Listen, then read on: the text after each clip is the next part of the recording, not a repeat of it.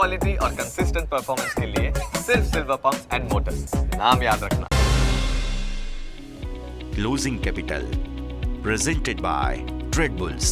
अब ट्रेडिंग सबके बस की बात है। को powered by net protector.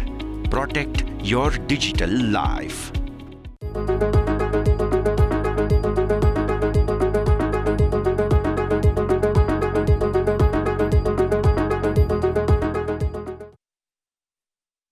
Hello, good afternoon. સ્વાગત આપ સૌ કોઈનું ક્લોઝિંગ કેપિટલમાં. હું યશ આપની સાથે. ફાઇનલી વધુ એક દિવસ કે જ્યારે ભારતીય માર્કેટે ન્યૂનતમ જરૂરી સપોર્ટ લીધા છે, પણ આ સપોર્ટ લીધા બાદ હવે શું? આ સવાલનો જવાબ મેળવવાની કોશિશ કરીશું. હું યશ આપની સાથે. શરૂઆત હેડલાઇન્સની સાથે કરીએ. ટ્રમ્પના જિદ્દી વલણથી ભડક્યું માર્કેટ. અમેરિકન માર્કેટ્સની સાથે ટેરિફ વોરને કારણે કેનેડા બાદ ચીને પણ અમેરિકાની કેટલીક વસ્તુઓ પર લગાવ્યું 15% ટેરિફ. આજથી કેનેડા, મેક્સિકો અને ચીન પર યુએસનું ટેરિફ લાગુ. સતત 10મા દિવસે બજારમાં ઘટાડા સાથે કારોબાર. જો કે ન્યૂનતમ સ્તરોથી નિફ્ટીમાં આવી સારી રિકવરી અને સાથે નિફ્ટી 50માં 50 પોઈન્ટના ઘટાડા સાથે 22,050 નજીક કારોબાર. SBI, IndusInd bank, ICICI bank જેવા શેરમાં ફોકસ. બેંક નિફ્ટીમાં તેજી. બેંક નિફ્ટી 200 પોઈન્ટ જેટલો વધીને 48,300 પાર અને એસબીઆઈ નિફ્ટીના ટોપ ગેઇનરમાં સામેલ. મિડ કેપ અને સ્મોલ કેપ શેરમાં સારી ખરીદદારી. બ્લુ સ્ટારમાં સતત બીજા દિવસે સારી ખરીદદારી. તો ઇન્ડિયા સિમેન્ટ અને ભારત ડાયનામિક્સમાં પણ જોરદાર તેજી.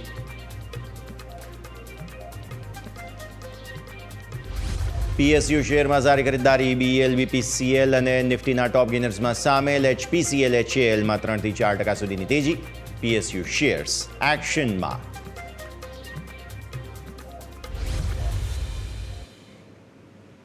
આવો આપને લઈ જઈશું અમારા ઇન્ટરેક્ટિવ વોલ પર. સમજીએ ભારતીય માર્કેટ્સમાં આજે શું થયું. દિવસની શરૂઆતમાં એક બોટમ બનાવવાની કોશિશ જે છે તે ભારતીય માર્કેટ્સે કરી અને તે બાદ લગભગ એવું લાગી રહ્યું છે કે સોફાર એ સફળતા મળી છે, કારણ કે દિવસના ઉચ્ચતમ સ્તરો જે છે તે ઉચ્ચતમ સ્તરોને નજીક તમે ફરી એકવાર આવવાની કોશિશ કરી રહ્યા છો.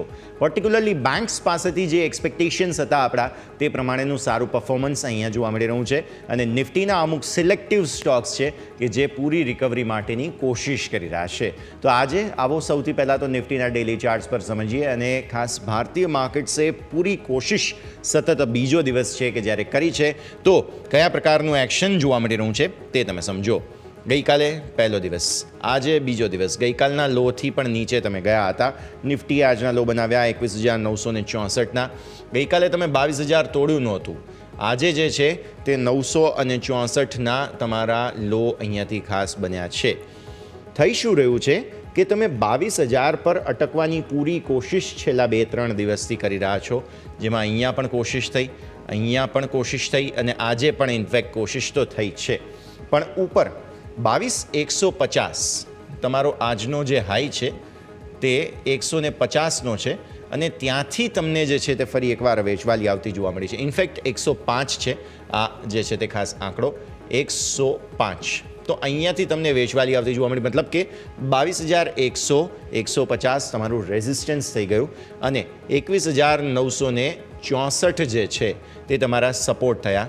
હવે 21,900 ઓપન ઇન્ટરેસ્ટ પ્રમાણે બહુ મોટો સપોર્ટ છે, એટલે આ એક્સપાયરી માટે થઈને 21,900માં હજુ પણ વેચવાલી જોવા મળશે તેવું આપણને સમજવા મળી રહ્યું છે. સો 21,900 અહીંયાથી ખાસ આ સપોર્ટ બની રહ્યા છે અને ઉપર 22,100 તમારા માટે રેઝિસ્ટન્સ. 22,100ને ઉપર જો માર્કેટ નીકળે છે તો 22,300 જે આપણી આ ટ્રેન્ડ લાઇન અહીંયાથી ખાસ તમે જોઈ રહ્યા છો, તે ટ્રેન્ડ લાઇન એક રિજેક્શન ઝોન ફરી એકવાર બની શકે છે.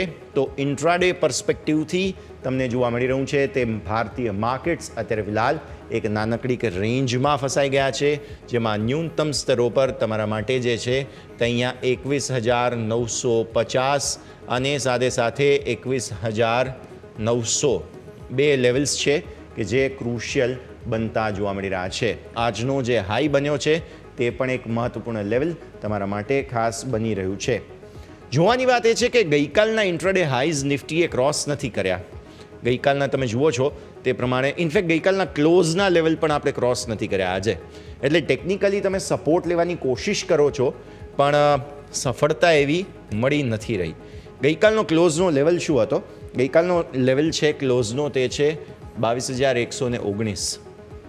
એટલીસ્ટ જો કોઈ સુધારો આપણે લેવો હોય તો એ સુધારા માટેનો પ્રયત્ન જે છે તે આ લેવલને ઉપરના બંધનો હોવો જોઈએ, પણ આવું થઈ નથી રહ્યું.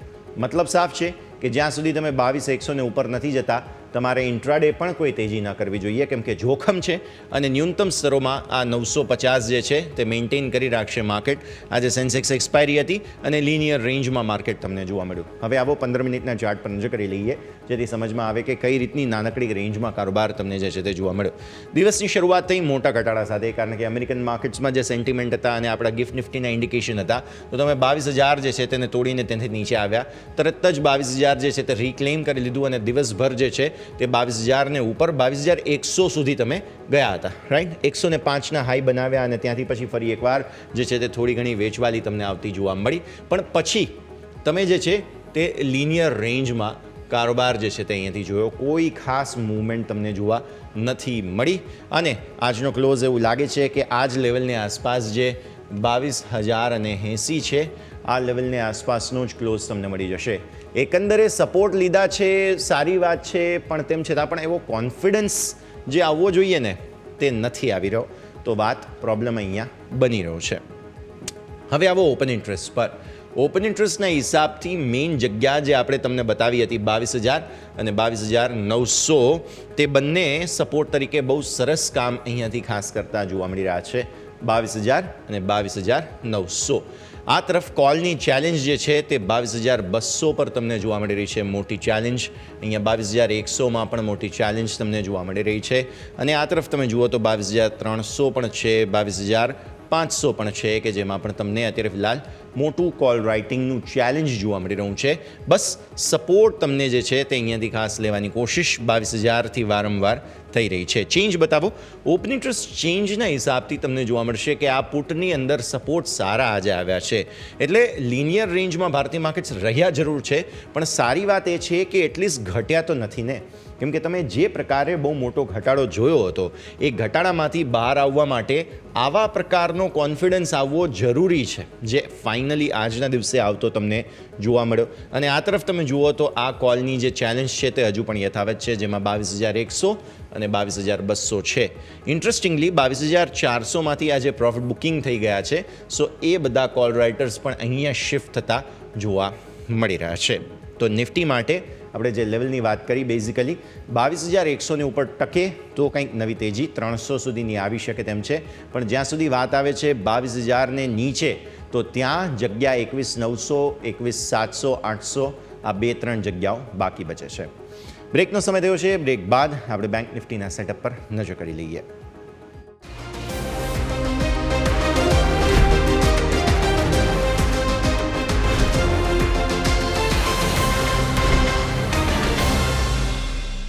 બ્રેક બાદ આપનું સ્વાગત છે. હવે વાત આપણે બેંક નિફ્ટીની કરી રહ્યા છીએ, કારણ કે આજે નિફ્ટી કરતાં પણ સરસ આઉટ પરફોર્મન્સ અને જે આપણી એક્સપેક્ટેશન હતી તે પ્રમાણેનું પરફોર્મન્સ બતાવવાની શરૂઆત બેંક્સે કરી છે. પોતાના જે ડબલ બોટમના લેવલ હતા તે ડબલ બોટમના લેવલથી સરસ રીતે સપોર્ટ લઈને આગળ આવતો જોવા મળ્યો. બેંક નિફ્ટીના ડેલી ચાર્ટ્સ તમે જુઓ છો, પહેલો સપોર્ટ તમારો આ 48,000 તમે તોડ્યું હતું, બીજી વખત તમે અહીંયા 48,000 તોડ્યું હતું અને ત્યારબાદ ફરી એકવાર ઉપર, અને આજે આ ત્રીજી ચોથી વખત તમે જુઓ છો અહીંયાથી કોશિશ ખાસ જે છે તે થતી જોવા મળી રહી છે. એટલે 48,000ના બહુ મહત્ત્વના બેન્ચમાર્ક તમે જાન્યુઆરીમાં 2 વખત અને ત્યારબાદ માર્ચમાં તમે શરૂઆતમાં જ 3 વખત કરી રહ્યા છો. સો આ મેક ઓર બ્રેક લેવલ બને છે તમારા માટે થઈને 48,000. થઈ શું રહ્યું છે, ગઈકાલે પણ તમે અહીંયાથી પણ ન્યૂનતમ સ્તરો પર ગયા હતા. આ તમે જુઓ છો તે આજે એટલી સારી વાત એ છે કે એટલા ન્યૂનતમ સ્તરો પર નથી ગયા અને 47,924ના તમારા લો બન્યા છે. એટલે આ એક સપોર્ટ તરીકે અહીંયાથી ખાસ 47,900, 47,800 આ બધા જ લેવલ તમારા સપોર્ટ તરીકે કામ કરી રહ્યા છે. ઉપર રેઝિસ્ટન્સ શું છે, 48,500 આ છે તે તમારા માટે એક રેઝિસ્ટન્સનું કામ કરે છે. આપણા સૌ કોઈ માટે ક્લોઝિંગ બેઝિસ પર મહત્ત્વનું લેવલ જે બને છે તે 48,300 બને છે, કારણ કે આપણી ટ્રેન્ડ લાઇન તમને અહીંયા જે વિઝિબલ દેખાઈ રહી છે તે આ જ છે. આજના હાઈ તમારા 374 બન્યા, પણ ત્યાંથી પછી વેચવાલી આવી, એટલે આ લેવલને ઉપર બંધ ન આપે ત્યાં સુધી હજુ પણ તેજી આપણે બેંક નિફ્ટીમાં નથી કરવી. જ્યાં સુધી 48,300 એક વખત ટકી જાય તો તમે નવી તેજી જોઈ શકો છો. કેટલી? આ ટ્રેન્ડ લાઇનને ઉપરનો બંધ મળે તો સીધા તમારા માટે મેઇન જે લેવલ બને છે ટ્રેન્ડ લાઇનના હિસાબથી માર્ચ મહિના માટે થઈને તે તો ઉપરની તરફ જે છે તે 50,000 જાય છે, સીધા 50,000 જાય છે. પણ વચ્ચે જો જગ્યા જોવી હોય તો તમને 10 દિવસની મૂવિંગ એવરેજ મળે છે જે 48,676 થઈ, એટલે 48,300 થી 600, 48,973 એટલે કે 49,000. સો સીધા તમને 49,000 તો મળી જ રહ્યું છે. જો એક વખત 48,300નો કન્ફર્મેશન તમને મળી ગયો તો પછી તમે જે છે તે આ 49,000 અને ત્યારબાદ 50,000 જોઈ શકો માર્ચ મહિનામાં, જો કન્ફર્મેશન મળે તો. હાલની સ્થિતિમાં જોતા તો મળ્યું નથી. હવે આવો 15 મિનિટના ચાર્ટ પર. આજે શું થયું તે જુઓ. નિફ્ટી કરતાં બેંક નિફ્ટી કેટલો સરસ અને મજબૂત છે તે તમે જુઓ. દિવસની શરૂઆત થઈ, તમે 48,000 અહીંયાથી તોડ્યું હતું, રાઈટ? 48,000 તોડ્યા બાદ સરસ સપોર્ટ લીધો અને આપણી જે ટ્રેન્ડ લાઇન છે 48,300ની એક વખત, આ બીજી વખત, ત્રીજી વખત, ચોથી વખત, 5, 6 અને પછી અહીંયા તમે આવો 7, 8, 9, 10. મતલબ કે આ જે આપણું લેવલ બને છે બેઝિકલી 48,300નું, આ બહુ મહત્ત્વનું લેવલ જે છે તે ખાસ બનતું જોવા મળી રહ્યું છે. એને ઉપરનો બંધ આપવાની પૂરી કોશિશ બેંક નિફ્ટી કરી રહી છે. સફળતા મળે તો ઠીક. અત્યારે તમે બાય ધ વે 48,300ને નીચે છો, એટલે એ પરિસ્થિતિ પણ ખાસ ધ્યાન પર રાખીએ. આને ઉપરનો બંધ જોઈએ છે, આને ઉપર ક્લોઝિંગ મળી જાય તો વાત જે છે તે આગળ તેજી માટે બની શકે તેમ છે. હવે આવો ઓપન ઇન્ટરેસ્ટ પર, કારણ કે મંથલી એક્સપાયરી માત્ર હોય છે તેવી સ્થિતિમાં 48,000 તમે જુઓ છો અહીંયાથી બહુ જ ક્રુશિયલ સપોર્ટ છે. તમે આપણે જેમ પહેલાં જોયું તેમ હિસ્ટ્રીમાં આ જાન્યુઆરીમાં અને માર્ચ મહિનામાં ઓલમોસ્ટ 4 કે 5 વખત જે છે તે ખાસ કોશિશ કરી છે 48,000ને તોડવાની અને ત્યાંથી સરસ બાઉન્સ બતાવેલો છે. સો ફરી એકવાર કોશિશ થઈ રહી છે 48,000 પર. 47,500નો એક સપોર્ટ બનશે અને આ તરફ જે છે તે 48,500 પર રાઇટિંગ સારું એવું પુટમાં થયેલું છે. 49,000 તમે જુઓ છો કે જ્યાં કોલનું રાઇટિંગ વધારે જે છે તે તમને ખાસ જોવા મળી રહ્યું છે. આવી સ્થિતિમાં કોલ અને પુટમાં બાજી અત્યારે 48,000ના પુટવાળા મારી રહ્યા છે, પણ હવે આગળ જે છે તે 49,000 જશે કે નહીં તે નક્કી આ લેવલ કરશે, જે છે 48,300. તો મેં ચાર્ટ પર પણ 48,300નું મહત્ત્વ સમજાવ્યું અને ઓપન ઇન્ટરેસ્ટના હિસાબથી પણ 48,300નું મહત્ત્વ સમજાવ્યું. આ ખૂબ જ ક્રુશિયલ લેવલ બની રહ્યા છે. ચેન્જ જોઈ લઈએ. ઓપન ઇન્ટરેસ્ટ ચેન્જના હિસાબથી તમને જોવા મળશે મેઇન ફાઇટ અહીંયા ચાલી રહી છે 48,000, 48,200 અને અગેઇન તમે જુઓ 48,300 પર પુટમાં સારા બિલ્ટઅપ આજના દિવસે તમને જોવા મળી રહ્યા છે. કોલની અંદર 47,400માંથી એક થોડી એક્ઝિટ જોવા મળી છે અને આ તરફ 49,000 અને 48,500માં એન્ટ્રી આવેલી છે. તો આ પરિસ્થિતિ પ્રમાણે તમે જુઓ તો પુટમાં આજે સારા એવા કોન્ફિડન્સ જોવા મળ્યા છે અને આમ પણ બેંક નિફ્ટી સ્ટ્રોંગ સૂટ છે. નિફ્ટી કરતાં બેંક નિફ્ટી વધારે મજબૂતી બતાવવાની કોશિશ પણ કરી રહ્યું છે અને જો કદાચ સફળતા આપશે તો પણ સૌથી પહેલાં બેંક નિફ્ટી જ આપશે તેવું આપણને સમજવા મળી રહ્યું છે. તો ભારતીય માર્કેટ સો ફાર સારા રિકવર જરૂર થયા છે. આજે ન્યૂનતમ સ્તરોથી સ્પેશિયલી મિડ કેપ સ્મોલ કેપમાં બહુ સરસ રિકવરી આવી હતી, પણ આજનું ક્લોઝ દોસ્તો બહુ મહત્ત્વનું છે. આવતીકાલે પછી બુધવાર અને આવતીકાલે સવારે 7:30 વાગ્યે આપણા સમયે સવારે 7:30 વાગ્યે ટ્રમ્પ સાહેબ ત્યાં બોલતા હશે, એટલે એ પણ બહુ મહત્ત્વનું છે. એટલે એ આવતીકાલનું ટ્રેડિંગ સેટઅપ જે છે તે તમારું નક્કી ટ્રમ્પ સાહેબ કરશે. એ પહેલાં તેમણે શું બોલવાના છે એ તો આપણને ખ્યાલ છે, તો એ પરિસ્થિતિ પર ધ્યાન પર રાખીએ. આજે થોડી રિકવરી આવી છે. આ સર જ એક બ્રેકનો સમય થયો છે અને બ્રેક બાદ આપણે જે છે તે ખાસ ભારતીય માર્કેટ્સના આગળના સેટઅપ પર નજર કરીએ.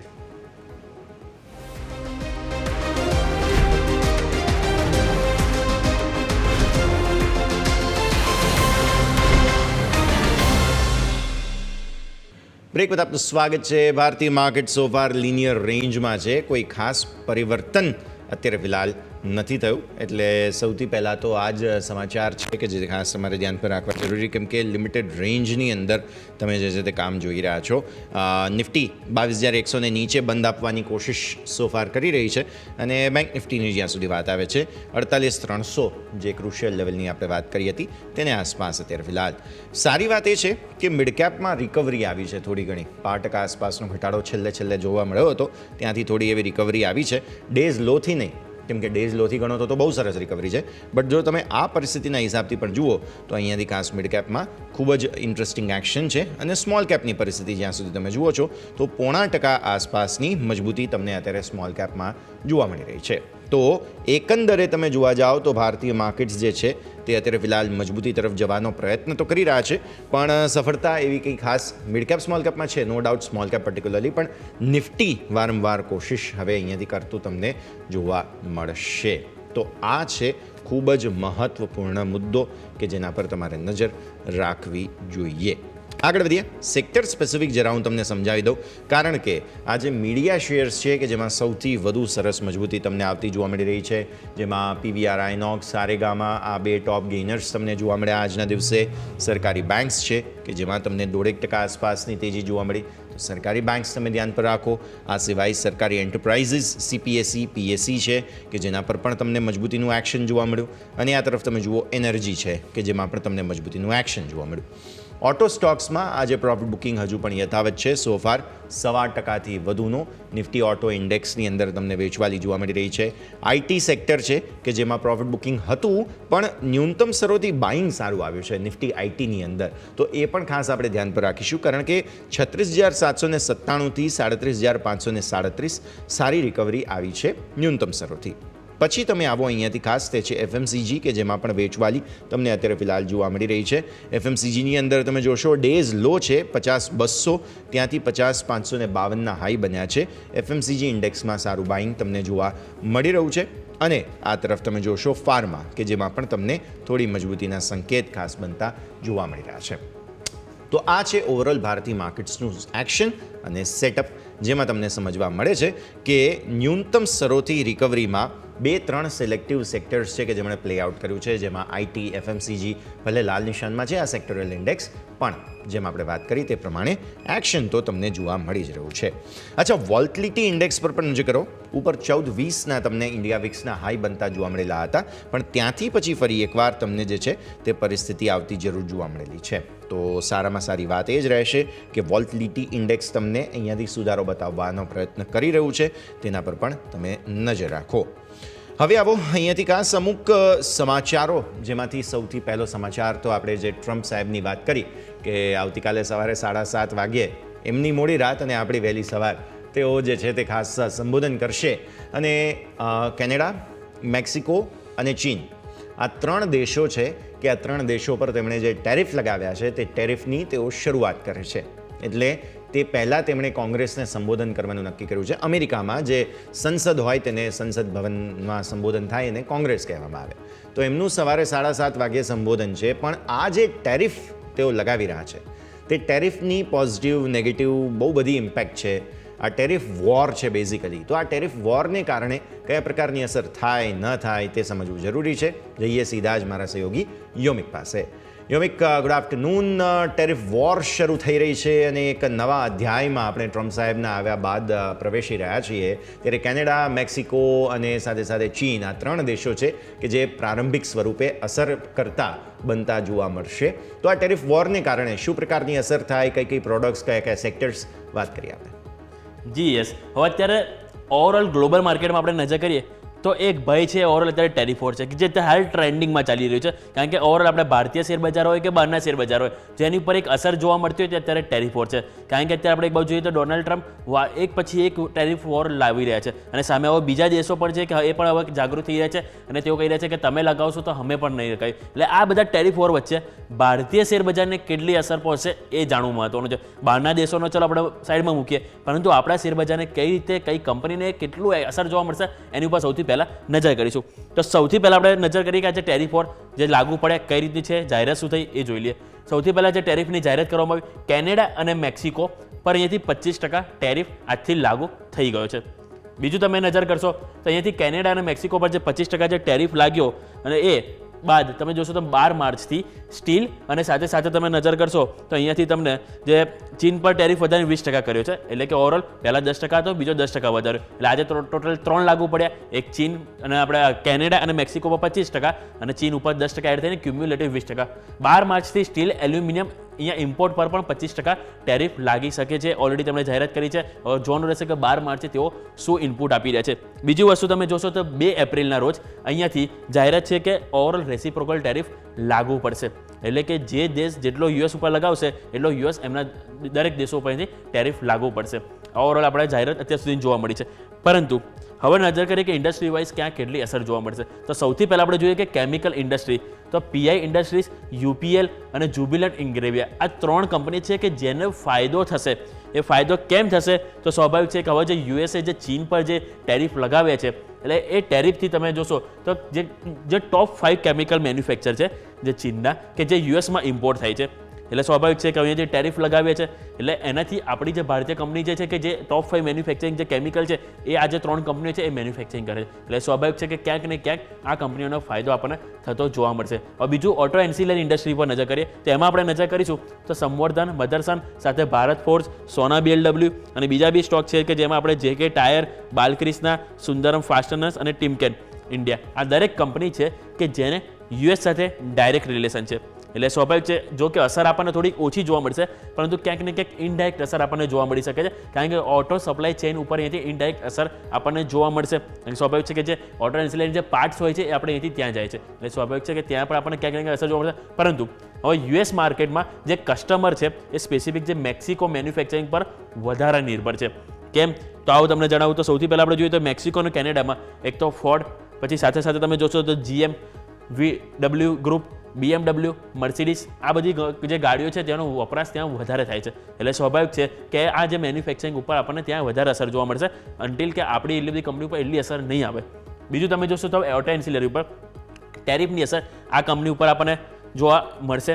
બીજું હવે મેટલ ઇન્ડસ્ટ્રી ઉપર તમે જોશો તો વેદાંતા, હિન્ડાલ્કો, નાલ્કો, સેલ, JSW સ્ટીલ અને ટાટા સ્ટીલ પર ડાયરેક્ટ અસર નહીં થાય. ડાયરેક્ટ અસર નહીં થાય, ઇનડાયરેક્ટ અસર થશે, કારણ કે એની પાછળનું કારણ છે કે એલ્યુમિનિયમ અને સાથે સાથે તમે નજર કરશો તો સ્ટીલ આની કિંમત ઉપર અસર પડશે. એટલે સ્વાભાવિક છે કે કિંમત વધશે તો ક્યાંક ને ક્યાંક ડિમાન્ડ સપ્લાય છે એની ઉપર આપણનેથી ઇમ્પેક્ટ કરતા જોવા મળશે. એટલે ઇનડાયરેક્ટ અસર આપણને આ સ્ટોક ઉપર જોવા મળશે. પરંતુ JSW સ્ટીલ છે કે જેનો ફાયદો થશે, કારણ કે જે ઓહાઈઓ છે એમાં 1.5 મિલિયન ટન કેપેસિટી, એટલે કે આ જે ઓહાઈઓ જે દેશ જે ઓલરેડી જે સ્પેસિફિક વિસ્તાર છે એની અંદર JSW સ્ટીલનું પોતાનું મેન્યુફેક્ચરિંગ યુનિટ છે, એટલે એમાં 1.5 મિલિયન ટન કેપેસિટી ત્યાં પ્રોડ્યુસ થાય છે. અને જે કુલ આવકના JSW સ્ટીલના 4.5% રેવન્યુમાં અહીંયાથી કેલ્ક્યુલેટ થાય છે. એટલે સ્વાભાવિક છે કે આ જે કંપની છે એને ફાયદો થશે, કારણ કે ત્યાં જે મેન્યુફેક્ચરિંગ થશે તો ત્યાં આપણે સ્વાભાવિક છે કે ક્યાંક ને ક્યાંક આપણને અહીંથી ફાયદો જોવા મળશે. હવે હિન્ડાલ્કો છે એની સબસિડિયરી કંપની છે નોવેલિસ, કે જ્યાં ત્યાં ઓલરેડી છે. હવે નોવેલિસ પર પણ અહીંયાથી ડાયરેક્ટ ઇમ્પેક્ટ પડી શકે છે. હવે આમાં સંભાવના ઘણી બધી છે, કારણ કે સ્વાભાવિક છે કે એક બાજુ જે એલ્યુમિનિયમ અને સ્ટીલ છે એની કિંમત વધારો થશે, એટલે સ્વાભાવિક છે કે રો મટીરિયલનો વધારો કિંમત વધશે તો સ્વાભાવિક છે કે ઓવરઓલ એમનું જે ઇનપુટમાંથી જે આઉટપુટ આવશે ત્યાં આપણને ક્યાંક ને ક્યાંક ઇફેક્ટ આવી શકે. પરંતુ સ્વાભાવિક છે કે કેટલી કિંમતમાં વધારો થાય છે, શું થાય છે એ બાદ આપણને અહીંથી ફાઇનલી ખબર પડશે. બીજું હવે આઈટી સેક્ટર ઉપર નજર કરીએ તો સૌથી પહેલાં આપણે કમિન્સ ઉપર જોઈએ. તો કમિન્સ ઉપર આપણે સૌથી પહેલાં નજર કરીશું તો મેક્સિકો પર ટેરિફથી કંપનીનું એક્સપોર્ટ વધી શકે છે. હવે કેમ? તો હવે નજર કરીએ તો આપણે જે મેક્સિકો છે તે હાલ $1.5 બિલિયન કમ્પોનેન્ટ્સ અને ડીઝલ એન્જિન એક્સપોર્ટ કરે છે.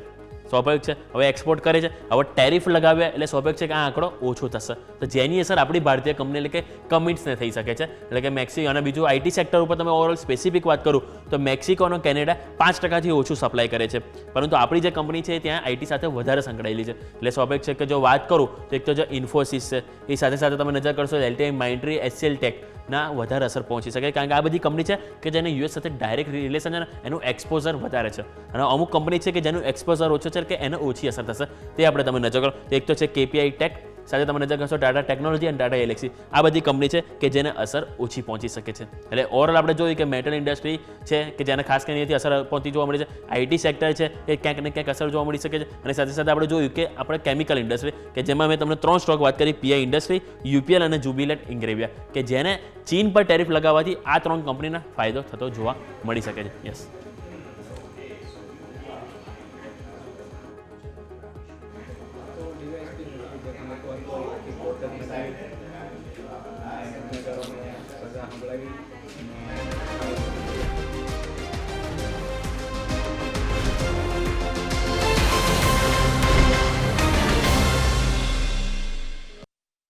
તો બ્રેક બાદ આપનું સ્વાગત છે. જે આપણે વાત કરી રહ્યા હતા કે ટ્રમ્પ સાહેબના આવવાથી કયા સેક્ટર, કયા સ્ટોક્સ, તેમને શું અસર પડી શકે, એમના પોતાના જે ડોમેસ્ટિક મેટલના કંપનીઓ છે ખાસ તેમને શું અસર, આપણી જે અમુક કંપનીઓ કે જે અમેરિકામાં બિઝનેસ કરે છે, JSW સ્ટીલ વગેરે, નોવાલિસ છે, હિન્ડાલ્કો, આ બધાને શું અસર, તેની પણ આપણે અહીંયા ખાસ સાથે સાથે વાત કરી છે. તો આ બહુ મહત્વપૂર્ણ જે સમાચારો હતા કે જેને અત્યારે બ્રેક પહેલાં આપણે સમજી લીધા. બ્રેક બાદ તમે જુઓ છો કે બેંક નિફ્ટી ઠંડી પડી છે, પણ નિફ્ટીમાં ગ્રેજ્યુઅલ અપમૂવ સાથે નિફ્ટી પોતાના ડેઝ હાઈને ફરી એકવાર અપ્રોચ કરી રહી છે. મતલબ સાફ છે કે અહીંયાથી ખાસ કોશિશ કરી રહ્યો છે નિફ્ટી 22,100 ઉપર બંધ આપવાનો, પણ સામે બેંક નિફ્ટી ઠંડો પડી ગયો અને જે 48,300ના રેઝિસ્ટન્સની આપણે વાત કરી છે તેને હજુ પણ રિસ્પેક્ટ આપતો બેંક નિફ્ટી જોવા મળી રહ્યો છે. સારી વાત હજુ પણ એ છે કે મિડ કેપ સ્મોલ કેપમાં ખરીદદારી ઠંડી નથી પડી. મિડ કેપ સ્મોલ કેપમાં ખરીદદારી હજુ પણ યથાવત છે અને આ છે ઓવરઓલ ભારતીય માર્કેટ્સના છેલ્લા અડધા કલાક પહેલાંનું સેટઅપ. હવે જ્યારે છેલ્લો અડધો કલાક બાકી બચ્યો છે ત્યારે અહીંયાથી આગળની મૂવમેન્ટ બહુ જ મહત્ત્વની, બહુ જ રસપ્રદ રહેશે તેવું આપણે અહીંયાથી સમજી રહ્યા છીએ. તો આવો જરા સ્ટોક સ્પેસિફિક સમજી લઈએ કયા કયા કાઉન્ટર્સ આજે સમાચારોમાં છે, જેમાં સૌથી પહેલો કાઉન્ટર જે છે તે અહીંયાથી જોવા મળી રહ્યું છે તે છે જ્યુપિટર વેગન્સ. અત્યારે ફિલહાલ નજર કરી લો તમે જ્યુપિટર વેગન્સ ક્યાં છે. હવે જ્યુપિટર વેગનમાં આજે સમાચાર શું છે પહેલાં તો એ તમે સમજી લો. જ્યુપિટર વેગનમાં જે એમનો એક ઇલેક્ટ્રિક બિઝનેસ છે, જ્યુપિટર ઇલેક્ટ્રિક મોબિલિટી એટલે કે ઇવી બેઝિકલી ઇલેક્ટ્રિક વ્હીકલનો કારોબાર છે, તેમણે ઇન્દોરમાં નવી મેન્યુફેક્ચરિંગ ફેસિલિટી લોન્ચ કરી છે અને જે પ્રોડક્શનની શરૂઆત છે તે વર્ષે 8થી 10,000 ELCV લાઇટ કમર્શિયલ વ્હીકલ્સ બનાવવા માટેની તેમની પ્રોડક્શન કેપેસિટી ત્યાં રહેવાની છે. તો આ સમાચાર બાદ આ સ્ટોકે 300ના હાઈ બનાવ્યા હતા, 300થી નીચે આવેલો છે સ્ટોક, અત્યારે 278ના લો બનાવેલા હતા, ત્યાંથી સરસ ઉપર આવેલો છે. તો સૌથી પહેલો સ્ટોક આજે જે તમારા માટે રડાર પર હોવો જોઈએ તે છે જ્યુપિટર વેગન. બીજું આજના દિવસે સમાચારોને લઈને એક્શનમાં હતો તે હતો ટાટા ઇન્વેસ્ટમેન્ટ. હવે આ સ્ટોક તમને યાદ હશે કે આપણે રેગ્યુલર ચર્ચા કરતા આવ્યા છીએ અને બહુ સરસ રીતે ન્યૂનતમ સરોદી સપોર્ટ લઈને આ સ્ટોકમાં ખરીદદારી આવે છે. આજે પણ જોવા મળ્યું આપણને. જુઓ થઈ શું રહ્યું છે ટાટા ઇન્વેસ્ટમેન્ટની સાથે. તમને ખ્યાલ હશે કે ટાટા કેપિટલ વધુ એક આ કંપની છે કે જે $11 બિલિયન વેલ્યુએશનના હિસાબથી IPO લાવી રહ્યા છે. હવે આ જે IPO આવશે તેનાથી જે વેલ્યુ અનલોકિંગ છે તે ટાટા ગ્રુપમાં થવાનું છે અને ટાટા ગ્રુપમાં જો વેલ્યુ અનલોકિંગ થાય તો ટાટા કેપિટલના લિસ્ટિંગથી ટાટા ઇન્વેસ્ટમેન્ટ કોર્પોરેશનને ઇનડાયરેક્ટલી સૌથી મોટો ફાયદો થશે. અને આ સમાચાર બાદ અપર સર્કિટ હતી સ્ટોકમાં. અત્યારે ફિલહાલ 1.5%થી વધુની મજબૂતી સાથે ઉપલા સરોથી પ્રોફિટ બુકિંગ આવ્યું છે, બટ આ સ્ટોકે બ્રિલિયન્ટ મૂવ તમને પાછલા થોડા સમયમાં આપેલી છે. સો તમારા ધ્યાન પર ખાસ હોવો જોઈએ ટાટા ઇન્વેસ્ટમેન્ટ, જેની પણ આગળ આપણે ચર્ચા કરીશું. આપણા એક્સપર્ટ આપણી સાથે જોડાશે, તેમની સાથે પછી આગળ ચર્ચા યથાવત રાખીએ. નેક્સ્ટ સ્ટોક જે અમારા રડાર પર આજે હતો તે હતો પેટીએમ એટલે કે 197 કમ્યુનિકેશન્સ. હવે પેટીએમ આજે મોટા ઘટાડામાં ફસાયો હતો. કારણો પહેલાં તો તમને સમજાવી દઈએ. જે ઇક્વિટી બ્રોકિંગ એપ છે એમની, એમાંથી હવે ટ્રેડિંગ માટે પૈસા ટ્રાન્સફર નહીં કરવા પડે. ટ્રેડિંગ માટે ઓટોમેટિક બેંકમાંથી જ પૈસા ડેબિટ થઈ જશે. જે એન્ફોર્સમેન્ટ ડાયરેક્ટરેટ છે તેમણે કંપનીને 611 કરોડ રૂપિયાની નોટિસ પણ આપેલી છે. આ બીજા સમાચાર. કંપની પર ફોરેન ઇન્વેસ્ટમેન્ટ ગાઈડલાઇન્સનું પાલન જે છે તે ખાસ ન કરવાના આરોપ લાગેલા છે. ઈડી તરફથી વિદેશથી મળેલ ફંડની જાહેરાત RBIને નથી કરી તેવા ઇનપુટ્સ હતા. હવે જે ઘટાડો આવ્યો છે તે આ સમાચારથી આવ્યો છે. પહેલા સમાચાર પોઝિટિવ છે કે એમની એપમાં જે નેટિવ હવે તમે પૈસા જે છે તે હવે ટ્રાન્સફર કરી શકો, એ તો સમાચાર પોઝિટિવ છે. પણ જે બીજા સમાચાર અત્યારે ફિલહાલ તમે જે આ જોઈ રહ્યા છો તેના કારણે સ્ટોકમાં મોટી વેચવાલી આવી. 690થી 727ની રેન્જ છે, જેમાં ફરી એકવાર 700 ઉપર જે છે ત્યાં સ્ટોક અત્યારે ફિલહાલ નીકળતો જોવા મળી રહ્યો છે. તો આજના ક્લોઝિંગ બેઝિસ પર તમે જો જોવા જાઓ તો તમને કોશિશ કરતો જોવા મળી રહ્યો છે આ સ્ટોક પેટીએમ 700 ઉપર બંધ આવે. જોઈએ હવે આગળ શું પરિસ્થિતિ બને છે, પણ અત્યારે તો ફિલહાલ જે છે તે ખાસ કોશિશ આ સ્ટોક કરી રહ્યો છે. આગળ વધીએ અને વધુ ચર્ચા કરીશું. આપણી સાથે અસીમ મહેતા એસોસિએટ્સના અસીમ મહેતા જોડાઈ રહ્યા છે. અસીમ સર, સ્વાગત. અને સૌથી પહેલાં તો ગુડ આફ્ટરનૂન. સમજવાની કોશિશ કરીએ ભારતીય માર્કેટ્સને. વારંવાર 22,000થી સપોર્ટ લેવાની કોશિશ આપણે કરી રહ્યા છીએ. માર્ચ મહિનો એટલે કે ફિનાન્શિયલ યરના ક્લોઝરનો મહિનો છે, જેમાં LTCG, STCG, લોસ બુક કરવા આ તે બધું સુલટાવવાની એન્ટ્રીઓ હવે થતી જોવા મળે બુક્સ પર. અને એટલા માટે માર્ચ મહિનો જે છે તે ઘણી વખત લિનિયર એટલે કે નાની રેન્જમાં કારોબાર કરતો પણ જોવા મળે. આપણે ખાસી એવી પિટાઈ ભારતીય શેર બજારની થતી જોયેલી છે અને હવે 22,000 પર અટકવાની કોશિશ કરી રહ્યા છીએ. સર, બોટમ માટેની ચર્ચાઓ બહુ બધી થઈ રહી છે. તમે કઈ રીતે માનો છો? થોડો સમય હજુ કઈ રીતે ભારતીય માર્કેટ્સને આપવાની જરૂર છે સર? ગુડ આફ્ટરનૂન યશ. ખાસ તો આજે આપણે મળીએ છીએ ત્યારે ન્યૂઝ કેપિટલે 1 વર્ષ પૂરું કર્યું છે. આપણે યોમિકભાઈ, જનકભાઈ તથા સમગ્ર જે આપણા પરિવારના સભ્યો છે ન્યૂઝ કેપિટલના, એને મારી શુભકામનાઓ છે અને ખૂબ સારી રીતે આપણું જે ચેનલ પ્રેઝન્ટ થઈ રહી છે એ બહુ આવકારદાયક છે. તો મારા બેસ્ટ વિશિસ છે. Coming to the market, yes, કદાચ અનયુઝ્યુઅલ જોઈએ તો માર્કેટમાં એક મોટો ઘટાડો આપણને જોવા મળે છે. ઘણી બધી વાત થઈ ચૂકી છે, પ્રોફિટ બુકિંગ થયું, ઉપરથી આપણને કરેક્શનની વાત હતી, પણ જે રીતે માર્કેટમાં ઘટાડો છે એ કદાચ અનપ્રેસિડેન્ટેડ એટલા માટે કહી શકાય કે સળંગ આપણને કોન્સ્ટન્ટ નીચે લેવલ જોવા મળી રહ્યું છે. કદાચ જો હું ના બોલતો હોઉં તો વીકલી લગભગ 9 થી 10 આપણને માઇનસ જોવા મળી છે. એ પણ એક બહુ કદાચ હિસ્ટોરિકલ ગણી શકાય. કારણની વાત કરીએ તો નો ડાઉટ જ્યારે 26,000 નિફ્ટી હતી ત્યારે આપણે 100 ઉપર ચર્ચા પણ કરી હતી કે થોડા વેલ્યુએશન મોંઘા લાગે છે, હવે થોડું ડેન્જરસ લાગે છે.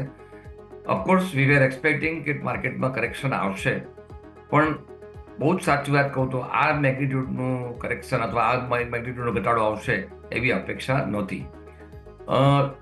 એફઆઈઆઈની કોન્સ્ટન્ટ આપણે વેચવાલી જોઈ છે, એમ રિલેન્ટલેસ કહી શકાય ટાઈપની. સામે છેડે અત્યારે તમે જોશો તો ડીઆઈઆઈ અને આપણા મ્યુચ્યુઅલ ફંડ્સને બધું સારું બાય કરી રહ્યું છે.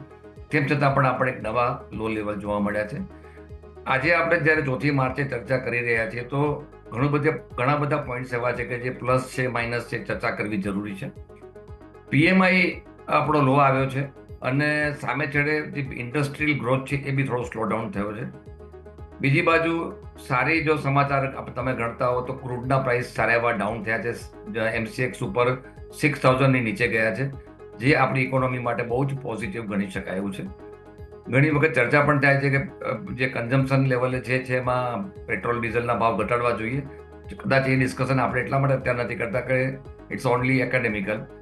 ગવર્મેન્ટ શું નિર્ણય લેશે એ પછીની વાત છે, પરંતુ એક ડેફિનેટલી આપણી ઇકોનોમી માટે એક પોઝિટિવ ન્યૂઝ ગણી શકાય. બીજી બાજુ એવરી ડે આપણને કંઈક ને કંઈક અમેરિકા તરફથી ન્યૂઝ જોવા મળે છે. ટેરિફ વોર તો આપણે સાંભળીએ છીએ અને સામે કાઉન્ટર ટેરિફ વોર આપણને ફ્રોમ ચાઇના કે કેનેડા જોવા મળે છે. એટલે બહુ જ અનસર્ટન ફેઝ આપણને જીઓ પોલિટિકલ સિચ્યુએશનમાં દેખાઈ રહી છે. બીજી બાજુ તમે જોશો તો વોરને મતલબ બંધ કરવાની વાતની જગ્યાએ ક્યાંક ને ક્યાંક હજી બધું કહી શકાય કે અનપ્રેસિડેન્ટ બને એવી શક્યતા દેખાઈ રહી છે. ક્યાં કયા ઝોનમાં ક્યાં ચૂસાશે કેવું મુશ્કેલ છે. એટલે સ્વાભાવિક રીતે આપણા માર્કેટ ઉપર પણ એની ઇફેક્ટ આવે. પરંતુ જે થોડા ઘણા મને પોઝિટિવ ફેક્ટર દેખાયા છે, એક તો વિક્સ ઘણું બધું સ્ટેબલ થઈ ગયું છે અને જો આ લેવલે આપણે માર્કેટનો પીઈ જોઈએ તો અપ્રોક્સિમેટલી જો ના બોલતો તો 19ની આસપાસ છે. By any standard that is the reasonable valuation. એટલે મારું સ્પષ્ટપણે માનવું છે કે માર્કેટ આ લેવલે ક્યાંક બોટમ આઉટ થવું જોઈએ. આજનો જે લો છે એ સપોર્ટ આપી શકે છે. કદાચ બની શકે હું થોડું વહેલું બોલી રહ્યો છું, પણ આપણે 2-3 દિવસના ટ્રેડિંગ જોઈશું એટલે ખ્યાલ આવશે. પરંતુ એવું લાગી રહ્યું છે કે માર્કેટ હવે ધીમે ગ્રેજ્યુઅલી આપણને બોટમ આઉટ તરફ થતું દેખાઈ રહ્યું છે. ખાસ કરીને ઘણી બધી મને જે કેશ સેગમેન્ટની સ્કીપ છે મિડ કેપ સ્મોલ કેપમાં, એમાં બાઇંગ દેખાઈ રહ્યું છે. એટલે રે ઓફ હોપ છે. હું એવું નથી કહેતો કે અહીંયા સબ સલામત છે, પણ ચોક્કસ હું માનું છું કે એક આશાનું કિરણ તો દેખાઈ રહ્યું છે મને. ક્લિયરલી હોપ્સ છે. હવે સવાલ એ જ કે હોપ્સની અંદર પાર્ટિસિપેટ કરતા સમયે આપણે સેક્ટર્સ કયા ધ્યાન પર રાખવા, અને ઓબ્વિયસલી સૌથી પહેલાં સર નજર પડે તે છે ભારતીય ફાઇનાન્સ બેન્કિંગ સિસ્ટમ. બિકોઝ આપણી ફાઇનાન્સ જે છે તે સૌથી મોટું એક કહી શકાય કે હથિયાર છે એમ ગણો. વિદેશી રોકાણકારોનું પણ સૌથી વધુ ઇન્વેસ્ટમેન્ટ અહીંયા છે. વ્યાજ દરોના ઘટાડાની સાયકલ શરૂ થઈ છે સર. મોંઘવારી આપણે જોયું કાબૂમાં છે. તમે નો ડાઉટ પીએમઆઈના આંકડા કયા થોડા કન્સર્નિંગ છે, બટ ફાઇનાન્સ બધાને ઇઝીલી અવેલેબલ થઈ શકે તેની પૂરી કોશિશ. છેલ્લે તમને યાદ હોય તો એનબીએફસી ને ફાઇનાન્સ માટેના બેંકના સમાચાર પણ હતા. તો ફાઇનાન્સ સેક્ટર શું અત્યારે ફિલહાલ આ ઘટાડામાં સૌથી બેસ્ટ પ્લેસમેન્ટ હોઈ શકે કે નહીં, તે હવે આપણે સમજવું જોઈએ સર. યસ, સૌ પ્રથમ તો હું ચોક્કસ માનું છું કે વ્યાજનો ઘટાડો આપણને આ વખતે આવ્યો, પણ એક લોંગ ડ્યુ હતો અને ડેફિનેટલી એક સારું પગલું ગણી શકાય. લિક્વિડિટી પમ્પિંગ કરવા માટે પણ રિઝર્વ બેન્કે વખત પગલાં લીધા છે. એ એક પોઝિટિવ ઇમ્પેક્ટ ચોક્કસ દેખાય. પણ જ્યારે વર્લ્ડમાં આટલી અનસર્ટનિટી હોય તો આપણા મેન્યુફેક્ચરિંગ સેક્ટરને બૂસ્ટ મળે એવા કોઈ પણ પગલાં લેવાની સરકારે તાત્કાલિક જરૂર છે. એક જે કહેવાય ને માર્કેટ ઘટ્યું છે એના માટે વાત નથી કરતો, પણ ઓવરઓલ જે ઇન્ડસ્ટ્રીમાં કે આમ જ્યારે ચર્ચા કરતા હોઈએ ત્યારે એક વ્યૂ ડેફિનેટલી મળે છે, ક્યાંક થોડું સ્લોડાઉન દેખાઈ રહ્યું છે. તો આઈધર ગવર્મેન્ટે સ્પેન્ડિંગ જરા એગ્રેસિવલી કરવાની જરૂર છે, which is already plan by in the budget. અને બીજું, ફરીથી હું અપેક્ષા રાખીશ કે થોડું રેટ કટ ફરીથી આવે. ઓફકોર્સ એ આરબીઆઈના પરવ્યુમાં આવે છે, પણ મારું એવું માનવું છે કે સ્ટેપ ચોક્કસ લેવાઈ રહ્યા છે. પણ જ્યારે વર્લ્ડ લેવલે આટલી અનસર્ટન્ટી હોય તો આપણા ફ્રન્ટ ઉપર અગ્રેસિવલી સ્ટેપ લેવાની જરૂર છે, જેથી કરીને કોન્ફિડન્સ રીબિલ્ડ થાય, ઇન્ડસ્ટ્રીને એક સપોર્ટ મળે. એટલે હું ચોક્કસ માનું છું કે ફાઇનાન્સ સેક્ટર માટે આ ડેફિનેટલી સારો સમય છે, કારણ કે અત્યારે થોડુંક આપણને ઓવરઓલ થોડું ગ્લુમી લાગતું હોય, પરંતુ જ્યારે ઇકોનોમીમાં આપણે અપવર્ડ ટ્રેન્ડ જોવા મળશે ત્યારે ફાઇનાન્સ સેક્ટર ડેફિનેટલી સારું પરફોર્મ કરશે. સ્પેસિફિકલી મેં પાસ્ટમાં પણ કહ્યું હતું કે આપણી જે પબ્લિક સેક્ટરની બેન્કો છે એમાં ઘણું બધું સારું વેલ્યુ બાઇંગ થઈ શકે છે. માર્કેટ ઘણું બધું ઘટી ચૂક્યું છે, અને ડિસેમ્બર ક્વાર્ટરના જે રિઝલ્ટ આવ્યા એ પણ ઘણા સારા આવ્યા હતા, પણ માર્કેટે બહુ એ વસ્તુને બહુ લીધું નહીં બરાબર પોઝિટિવલી, અને ઓવરઓલ જે માર્કેટનો સેન્ટિમેન્ટમાં એ પણ બધા નીચે ઘટ્યા. હું ડેફિનેટલી માનું છું કે bank as well as NBFC sector looks really promising, અને આપણને આવનારા સમયમાં ઘણા સારા પ્રોફિટમાં અપવર્ડ માર્ક્સ જોવા મળશે. સો મેં જેમ કહ્યું પ્રમાણે કે આ લેવલે વેલ્યુશન્સ હવે થોડાક બેટર લાગી રહ્યા છે, તો માર્કેટ બોટમ આઉટ થશે. પર્ટિક્યુલરલી જ્યારે આપણે મને ફિનાન્સ સેક્ટરનો ક્વેશ્ચન પૂછ્યો છે તો હું માનું છું ત્યાં સુધી ફિનાન્સ સેક્ટર માટે ઘણો સારો સમય આવી રહ્યો છે. ઓકે, તો ફાઇનાન્સ સેક્ટર માટેનો સમય સારો હવે જે છે તે જલ્દી આવશે તેવા સંકેત પણ અહીંયાથી ખાસ છે, જેને ધ્યાન પર રાખવાના રહેશે. આવો આગળ વધીએ, અને હવે ખાસ આપણે એક વિરામનો સમય થઈ ગયો છે, તો બ્રેક લઈ લઈએ પહેલાં, અને બ્રેક બાદ હવે ભારતીય માર્કેટ્સના ક્લોઝિંગ તરફ ધીરે ધીરે આગળ વધીએ.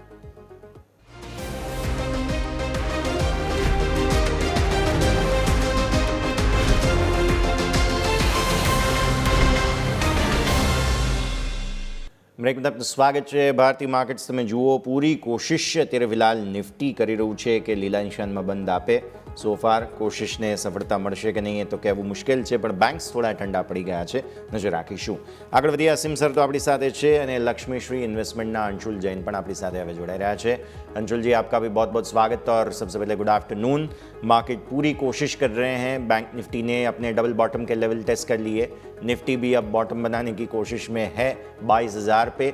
अब लेवल्स तो obviously it's just a state of mind, ऐसा हमें कहना चाहिए, लेकिन जिस हिसाब से पिटाई हुई और ट्रम्प साहब भी कल सुबह 7:30 बजे कुछ बहुत महत्वपूर्ण अनाउंसमेंट्स करने वाले हैं, आप कैसे देखेंगे आज और कल इस गुरुवार की एक्सपायरी भी शायद पटाखे फोड़ेंगी, ऐसा हमें लग रहा है सर? नमस्कार यश जी, नमस्कार असीम जी, नमस्कार आपके सभी दर्शकों को. देखिए, निफ्टी कल के लो के नीचे खुला है और रिजेक्ट करके मिड तक आ गया है, बट जो चीज़ इंपॉर्टेंट है नोट करने की वो है बैंक निफ्टी. बैंक निफ्टी में जनवरी का जो डबल बॉटम था, फरवरी का लो था, जनवरी का लो था, कल तीनों रिजेक्ट करके ऊपर क्लोज हुआ था. आज जब निफ्टी प्रीवियस डे लो के नीचे गैप डाउन खुला था और ये थोड़ा सा प्रीवियस डे लो के ऊपर खुला था, तो पहले ही रिलेटिव स्ट्रेंथ दिखा रहा था. कल के स्वीप के बाद वैसे भी रिलेटिव स्ट्रेंथ थी और निफ्टी जनवरी के लो से काफी नीचे है, तो अपने आप में एक रिलेटिव स्ट्रेंथ क्लियर थी. तो तीनों तरफ से रिलेटिव स्ट्रेंथ बैंक निफ्टी में थी और आज भी वो रिलेटिव स्ट्रेंथ प्रूव हुई है. तो मोस्ट लाइकली जो ब्रेकडाउन है निफ्टी का, इसमें अगर शॉर्ट कवरिंग आनी है तो वो बैंक निफ्टी के सहारे आएगी, लेकिन अकेले बैंक निफ्टी नहीं ला सकता है. साथ में CNX IT देखेंगे तो वहां भी डोजी काइंड ऑफ कैंडल बनी है, तो CNX IT कुछ हद तक मेटल और ब्रॉडली रिकवरी रैली को लीड करेगा बैंक निफ्टी. तो बैंक निफ्टी को 48,360 के ऊपर टिकना बहुत जरूरी है. अगर टिकता है तो फिर तुरंत रिकवरी आना स्टार्ट होगी और ऊपर में पहला ही टारगेट 48,700 और 49,000 का रहेगा.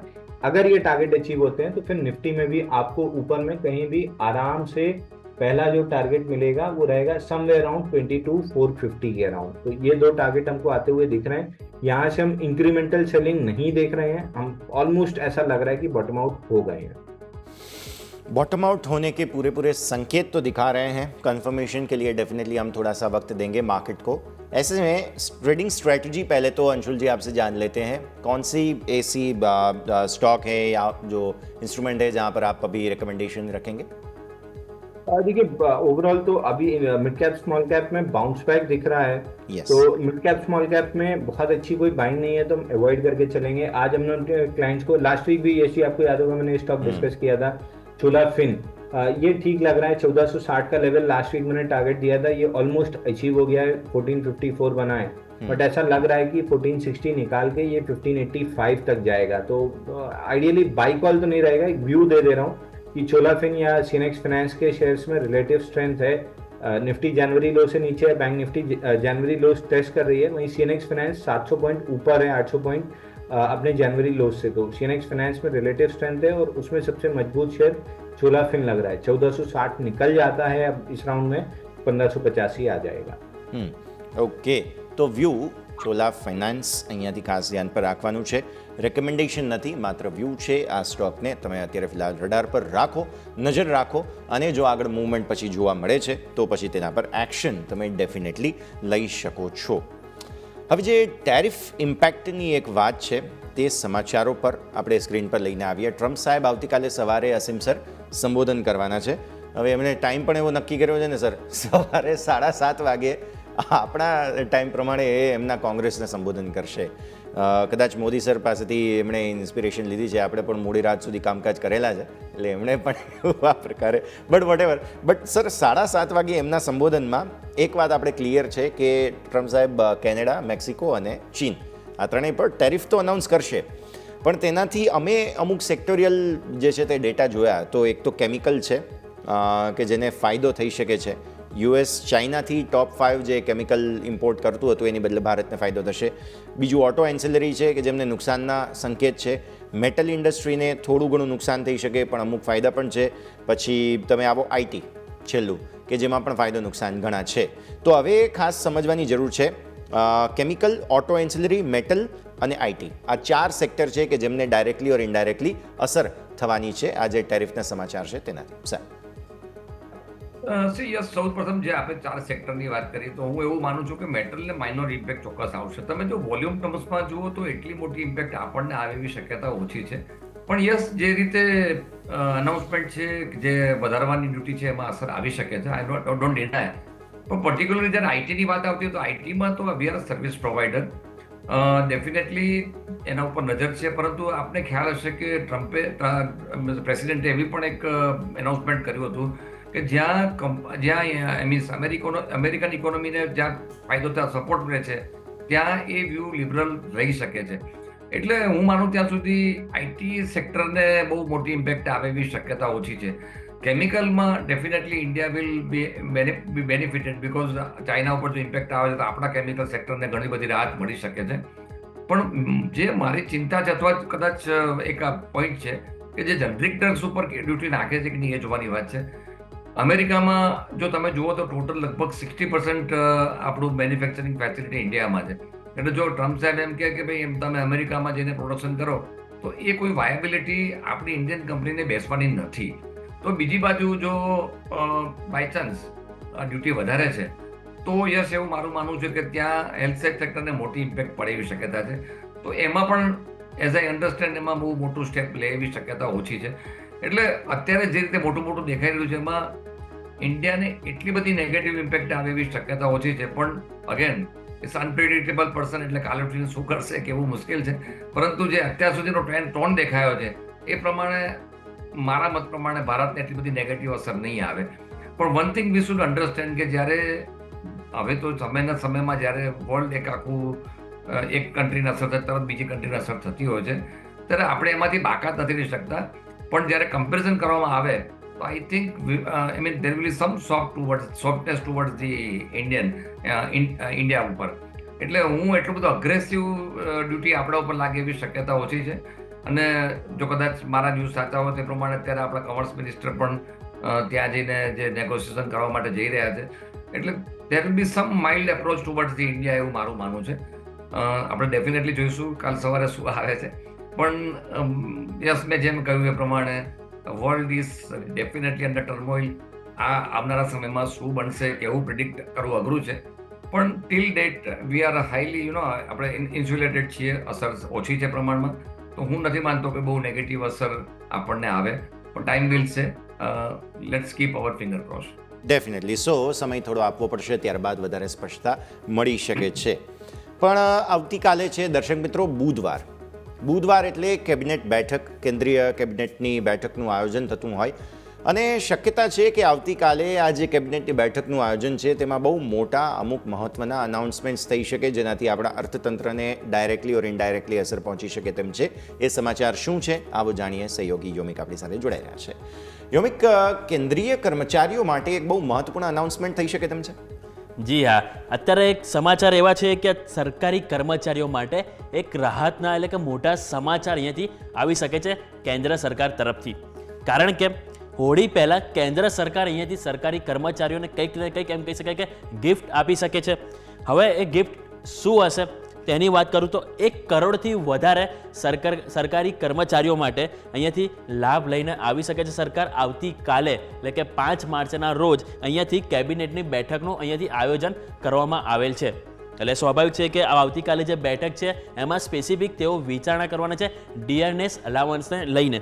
એટલે હવે જે બેઠકમાં જે ડિયરનેસ અલાવન્સ એટલે કે મોંઘવારી ભથ્થું, હવે મોંઘવારી ભથ્થું અહીંયાથી તેઓ વધારવા ઉપર વિચારણા કરી શકે છે. એટલે પહેલાં અગાઉ આપણે જોઈએ તો જૂન 2024માં આ ડીએ એટલે કે ડિયરનેસ અલાવન્સ મોંઘવારી ભથ્થું વધારવામાં આવ્યું હતું, જે પહેલાં 50%થી 53% આપણને એથી કરવામાં આવ્યું હતું. એટલે સ્વાભાવિક છે કે 50થી જે 53% અલાવન્સ વધારવામાં આવ્યું હતું, હવે સંભાવના છે કે આ બેઠક જે આવતીકાલે યોજાવાની છે એમાં બીજું 3% અલાવન્સ વધારી શકે છે. એટલે સ્વાભાવિક છે કે ઓલરેડી અત્યારે 53% જે ઓલરેડી હતું એની સામે હવે અહીંથી 56% આપણને અહીંથી જોવા મળી શકે છે. એટલે 56% આપણને ઇમ્પ્લિમેન્ટ થતું જોવા મળી શકે છે. અને આ જે છે આવતીકાલે આપણે જોઈશું કેબિનેટની જે બેઠકમાં નિર્ણય લેવામાં આવી શકે. જો એ નિર્ણય લેવાશે જે બાદ નાણાં મંત્રાલય પાસે જશે અને જે નાણાં મંત્રાલય પાસે જઈને એનું જે નોટિફાઈ અહીંથી થતું જોવા મળશે. એટલે સ્વાભાવિક છે કે ઘણા મોટા રાહતના સમાચાર આપણને અહીંથી મળી રહ્યા છે કે જેના માટે અહીંયાથી ખાસ કરીને જે કેબિનેટ કર્મચારીઓ છે એમના માટે અહીંથી મોટા રાહતના સમાચાર જોવા મળી શકે છે. એટલે કે આવતીકાલે 5 માર્ચના રોજ જ્યારે અહીંયાથી બેઠકનું આયોજન છે કેબિનેટમાં, એમાં શું નિર્ણય લેવામાં આવે છે એની ઉપર નજર રહેશે. અત્યારે એઝ ઓફ નાઉ તો એ જ ચર્ચામાં છે કે 3% અહીંથી ડીએનએસ અલાવન્સ એટલે કે મોંઘવારી ભથ્થું અહીંથી વધારવામાં આવી શકે છે. યસ, તો મોંઘવારી ભથ્થાના વધારાના સંકેતો અહીંયાથી ખાસ મળી રહ્યા છે. યોમિક, ખૂબ ખૂબ આભાર આપનો અમારા સાથે જોડાવા માટે થઈને. તો આવતીકાલે આ કેબિનેટની બેઠકનું આયોજન છે જેમાં ફરી એકવાર સિસ્ટમમાં નવી લિક્વિડિટી માટેનું બૂસ્ટ કદાચ સરકાર લઈ શકે છે. ક્વિક બ્રેકનો સમય. બ્રેક બાદ આ સમગ્ર મુદ્દે ચર્ચા આગળ યથાવત રાખીએ.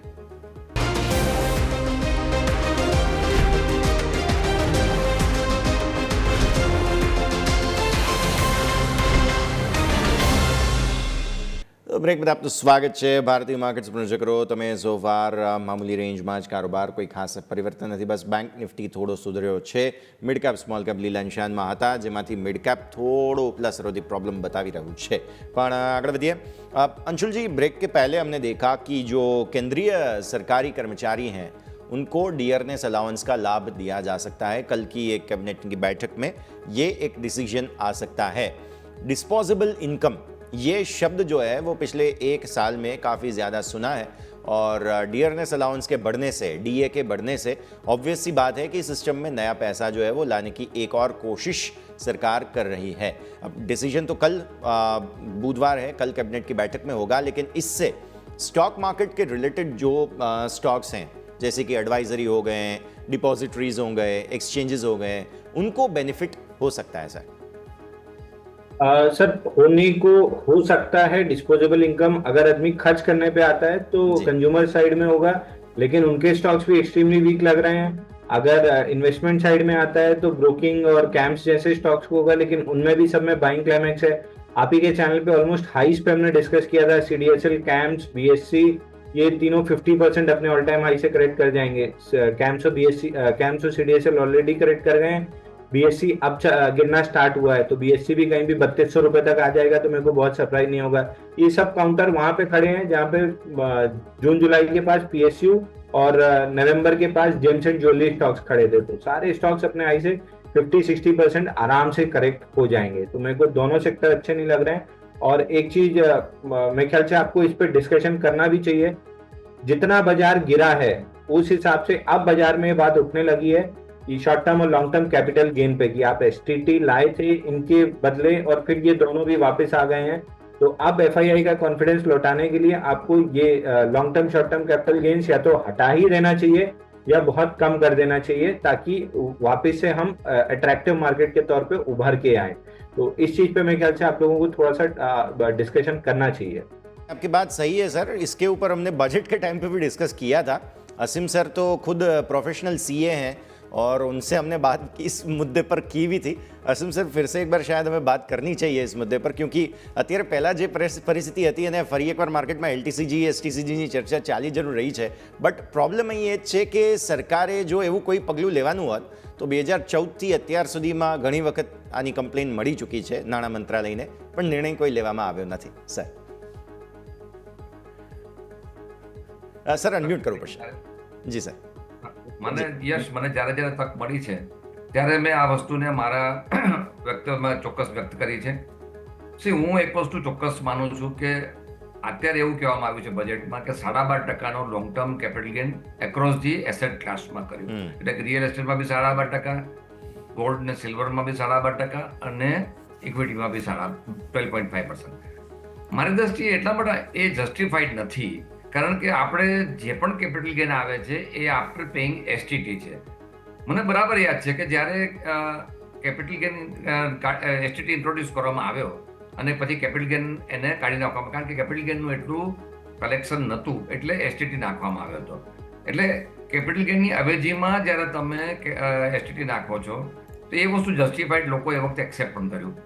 એ પછી આપણે જાણીએ છીએ કે સરકારે પહેલા 10% કર્યો કે લોંગ ટર્મ કેપિટલ ગેઇન અને હવે 12.5% છે. બહુ જ સાચી વાત એ છે કે આ વસ્તુ ઘણી જગ્યાએ અત્યારે પણ ડિસ્કશન થઈ રહ્યું છે અને જસ્ટિફાઈડ એટલા પણ નથી કે કોસ્ટ ઓફ ધી ટ્રાન્ઝેક્શનથી માંડી અને કેપિટલ ગેઇન ટેક્સ. તમે આજે એક વસ્તુ વિચારો કે આજે એફઆઈ જાય છે, દરેક જણને પોતાના પ્રોફિટની ચિંતા હોય સ્વાભાવિક રીતે. Capital is always looking towards the profit. હવે તમે આજે એટલું ટેક્સ એમાં ઇમ્પોઝ કરો છો, સામે છેડે તમે જે એક્શનની પણ કન્ટીજન્સી રહેતી હોય તો પછી 1-2% કે 5%નો જ્યારે ત્યાં યીલ્ડ થઈ ગયો બોન્ડનો, સ્વાભાવિક રીતે they are more secured towards the bond. એટલે આપણા પૈસા ઇન્ડિયન ઇકોનોમીમાંથી બીજી જગ્યાએ ગયા. એટલે સરકારે ડેફિનેટલી આ વસ્તુમાં વિચારવાની જરૂર છે. કેટલું વિચારે છે, ક્યારે વિચાર, આપે જે હમણાં મારી કેબિનેટની વાત કરી, ડીએનો વધારો એક વસ્તુ છે, પરંતુ ખરેખર એવા પગલાં લેવા પડે કે જે કોન્ફિડન્સ બિલ્ડ થાય. અને સ્વાભાવિક રીતે હું એમ નથી કહેતો ટેક્સ તમે કાઢી નાખો, પણ એટલીસ્ટ કોમ્પિટિટિવ ટેક્સ તો હોવો જોઈએ જેથી કરીને બહારના ઇન્વેસ્ટરને ભારતનું રોકાણ એટ્રેક્ટિવ લાગે, જે અત્યારે બિલકુલ લાગતું નથી. બીજો એક પોઈન્ટ પણ હું ચોક્કસ કહીશ કે સિન્સ લાસ્ટ 8-9 years તમે જોશો તો કમ્પ્લાયન્સનું જે બર્ડન છે પ્રેક્ટિકલી એટલું બધું વધી ગયું છે કે લોકો સાચા અર્થમાં કંટાળી જાય છે. જે લોકો ચોરી કરે છે એ વસ્તુ અલગ છે, એમને તમે પનિશ કરો, પણ everyone is treated same in a same line. આનાથી એક ચોક્કસ ડિસેટિસ્ફેક્શન બિઝનેસ કોમ્યુનિટીમાં એઝ વેલ એઝ આપણે બધાની જે ફાઇનાન્સ માર્કેટની વાત કરીએ એમાં પણ છે. સો આ બધી વસ્તુને જરા રેશનલાઇઝ કરવાની બહુ જરૂર છે ને આપણું માધ્યમ છે. ચોક્કસ મારું એ કહેવું છે કે આ વસ્તુ સરકારે ઇમિડિયેટલી લેવાની જરૂર છે. કોન્ફિડન્સ તૂટતા વાર નથી, કોન્ફિડન્સ બિલ્ડ થતાં બહુ લાંબો સમય થતો હોય છે. એટલે આ વસ્તુ જે કેપિટલ ગેઇનનો છે એ બિલકુલ જસ્ટિફાઈડ છે કે એને રિઝનેબલ લેવલે અથવા તો કાઢી નાખવું જોઈએ. નહીં કાઢે પરંતુ રિઝનેબલ લેવલે ચોક્કસ કરવું જોઈએ. આપણે ડિવિડન્ડનું બોલીને થાકી ગયા, કારણ કે ડિવિડન્ડનો ટેક્સ બે ડબલ ટેક્સેશન છે એવું આપણે ટાઈમ એન્ડ અગેન બોલતા આવ્યા છીએ, પણ it has never been taken properly by the government. એટલે ડબલ ટેક્સેશન ડિવિડન્ડમાં બી થાય છે, કંપનીમાં ભરે છે ને આપણે પણ ભરીએ છીએ. આ બાજુ કેપિટલ ગેઇન ટેક્સમાં પણ સેમ સિચ્યુએશન ઊભી થઈ છે. સો દેર ઇઝ નીડ ટુ રેશનલાઇઝ, જેથી કરીને જે બહારના ઇન્વેસ્ટર છે એને કંઈક એટ્રેક્શન આપણા માર્કેટનું રહે. નહીં, તમારી વાત યોગ્ય છે, પણ સર હવે આમાં તકલીફ એ જ છે કે જરૂર છે અને કરવું એ બંને વચ્ચે ફર્ક છે. અંશુલજી મેં કહ રહા था कि ज़रूरत है और करने में बहुत फर्क है. तो એક વસ્તુ ચોક્કસ છે યસ, મારું એક જ વસ્તુ માનવી છે કે આ વસ્તુ જસ્ટિફાઈડ છે. આપણે ડિમાન્ડ તો દુનિયાભરની કરી દઈએ, પણ કોઈ એવી આ ડિમાન્ડ એવી આઈ મીન અનજસ્ટિફાઈડ નથી, કારણ કે તમે સમજો કે આજે હું કમાવું કે ના કમાવું મારે એસટીટી તો ભરવો જ પડે છે. તો સામે છેડે તમે ત્યારે પછી કેપિટલ ગેઇન ઉપર મારા પર ટેક્સ લો છો તો કોઈ પણ લેવલે જસ્ટિફાઈડ નથી. પણ હવે એ તમે જે કહ્યું વાત સાચી છે કે આપણું આ વિચારધારા છે, આપણી પોતાનું પ્રેઝન્ટેશન છે, it is up to government two accept. કારણ કે આપણે જો બહારની કેપિટલ જોઈતી હશે તો એટલીસ્ટ તમે રિઝનેબલ, હું એમ નથી કહેતો કે તમે મફત કરી નાખો બધું, પણ એટલીસ્ટ એમને એટ્રેક્શન છે આપણા માર્કેટનું એવું તો કરવું જ પડે ભાઈ.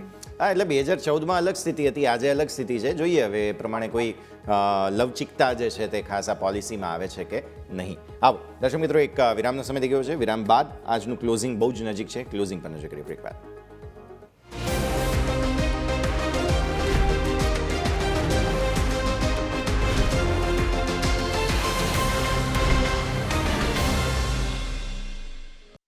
આવો દર્શક મિત્રો, ભારતીય માર્કેટ્સના ક્લોઝ પર નજર કરી લઈએ. અત્યારે 22,075 આસપાસ નિફ્ટી કરી રહી છે કારોબાર. બેંક નિફ્ટી પર નજર કરો, 0.36% આસપાસની મજબૂતી સાથે ક્લોઝિંગ તરફ આગળ વધી રહ્યા છીએ. 48,300થી નીચે છીએ, આપણી ટ્રેન્ડ લાઇનથી નીચે છીએ બેઝિકલી, બટ કોશિશ પૂરી થઈ રહી છે. મિડ કેપ તમે જુઓ, એકદમ લીલા નિશાનમાં રહેવાના પૂરતા પ્રયત્નો અહીંયાથી ખાસ, અને સ્મોલ કેપ સરસ આજે સારી મજબૂતી સાથે રિબાઉન્ડ બતાવવાની કોશિશ. પણ ઓબ્વિયસલી કન્ફર્મેશન માટે હજુ પણ રાહ જોવી પડશે, કેમ કે નિફ્ટી બેન્ચમાર્ક લેવલ્સ જે છે તેને નીચે હજુ પણ જે છે 22,300 અને બેંક નિફ્ટી 48,300ની નીચે ક્લોઝ સોફાર થઈ રહ્યા છે. મિડ કેપ લાલ લીલા નિશાનની વચ્ચે પૂરું કન્ફ્યુઝન અહીંયાથી ખાસ રહ્યું છે, તો આ બધાને એક વખત સેટલ થવાનો મોકો આપી દઈએ. अंशुल जी, आज के क्लोज पे क्विक रिएक्शन. पहले तो आज सरकारी बैंक्स और सरकारी एंटरप्राइजेज सब में काफ़ी अच्छी खरीदारी देखने मिली, सीपीएसई पीएसई में, पीएसयू बैंक्स में, लेकिन सामने देखिए तो आईटी और ऑटो ने फिर भी मूड बिगाड़ के रखा था. और ऐसे में आज की क्लोज को सबसे पहले तो मैं कैसे देखना चाहिए सर?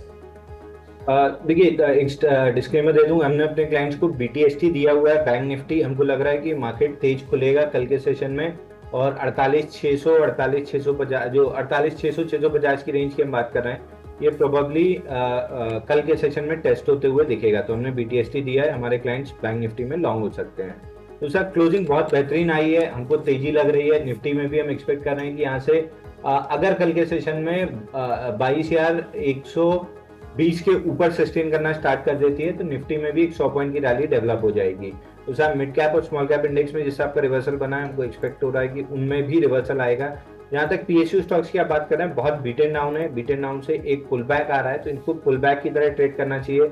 आपको याद होगा पिछले जून जुलाई से मैं कहते आ रहा हूँ कि इन स्टॉक्स में बाइंग क्लाइमैक्स हुआ है. अपने हाई से 50 से 80% टूटेंगे. 50% ऑलरेडी टूट चुके हैं.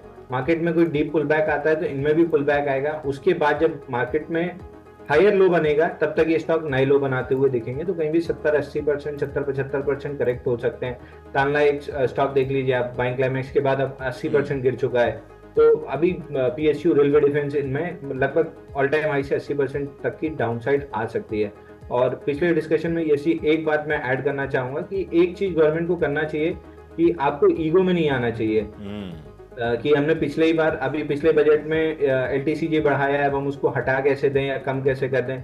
देखिए, आपको एग्जांपल डोनाल्ड ट्रंप से लेना चाहिए. 2 दिन पहले जेलेंस्की को वो तानाशाह कह रहे थे, और 2 ही दिन बाद जब उसने रिपोर्टर ने पूछा तो एकदम पलट गया कि ऐसा मैंने बोला था क्या, मेरे को तो याद नहीं मैंने बोला था.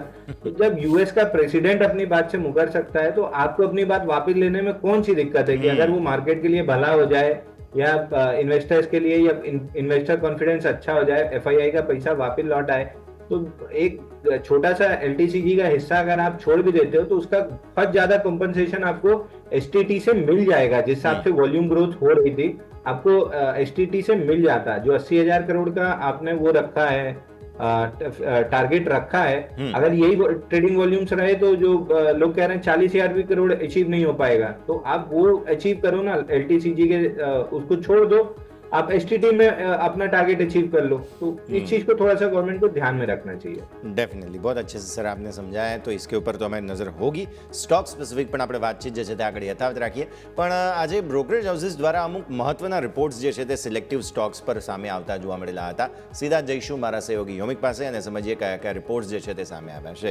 યોમિક, રનિંગ માર્કેટ દરમિયાન પણ અમુક રિપોર્ટ્સ આવ્યા છે જે હેવી વેઇટ સ્ટોક્સ પર આવ્યા છે. જી યસ, હવે મલ્ટિપલ બ્રોકરેજ હાઉસ તરફથી રિપોર્ટ આપવામાં આવે છે. હવે એની ઉપર આપણે નજર કરીશું. તો સૌથી પહેલાં આપણે વાત કરવા માંગીશ તો એ છે SBI. અને SBI આપણે જોયું તો નિફ્ટીના ટોપ ગેનરમાં હતા, 3% તેજી જોવા મળી હતી. હવે CT શું કહી રહ્યા છે SBI ઉપર, એની ઉપર નજર કરીએ. રેટિંગ બાયના આપી રહ્યા છે, એટલે કે તેઓ કહી રહ્યા છે કે ખરીદી કરો. ટાર્ગેટ ₹830 આપી રહ્યા છે, અને અત્યારે આપણે ક્લોઝિંગ ઓલમોસ્ટ 715-17 આવ્યું છે.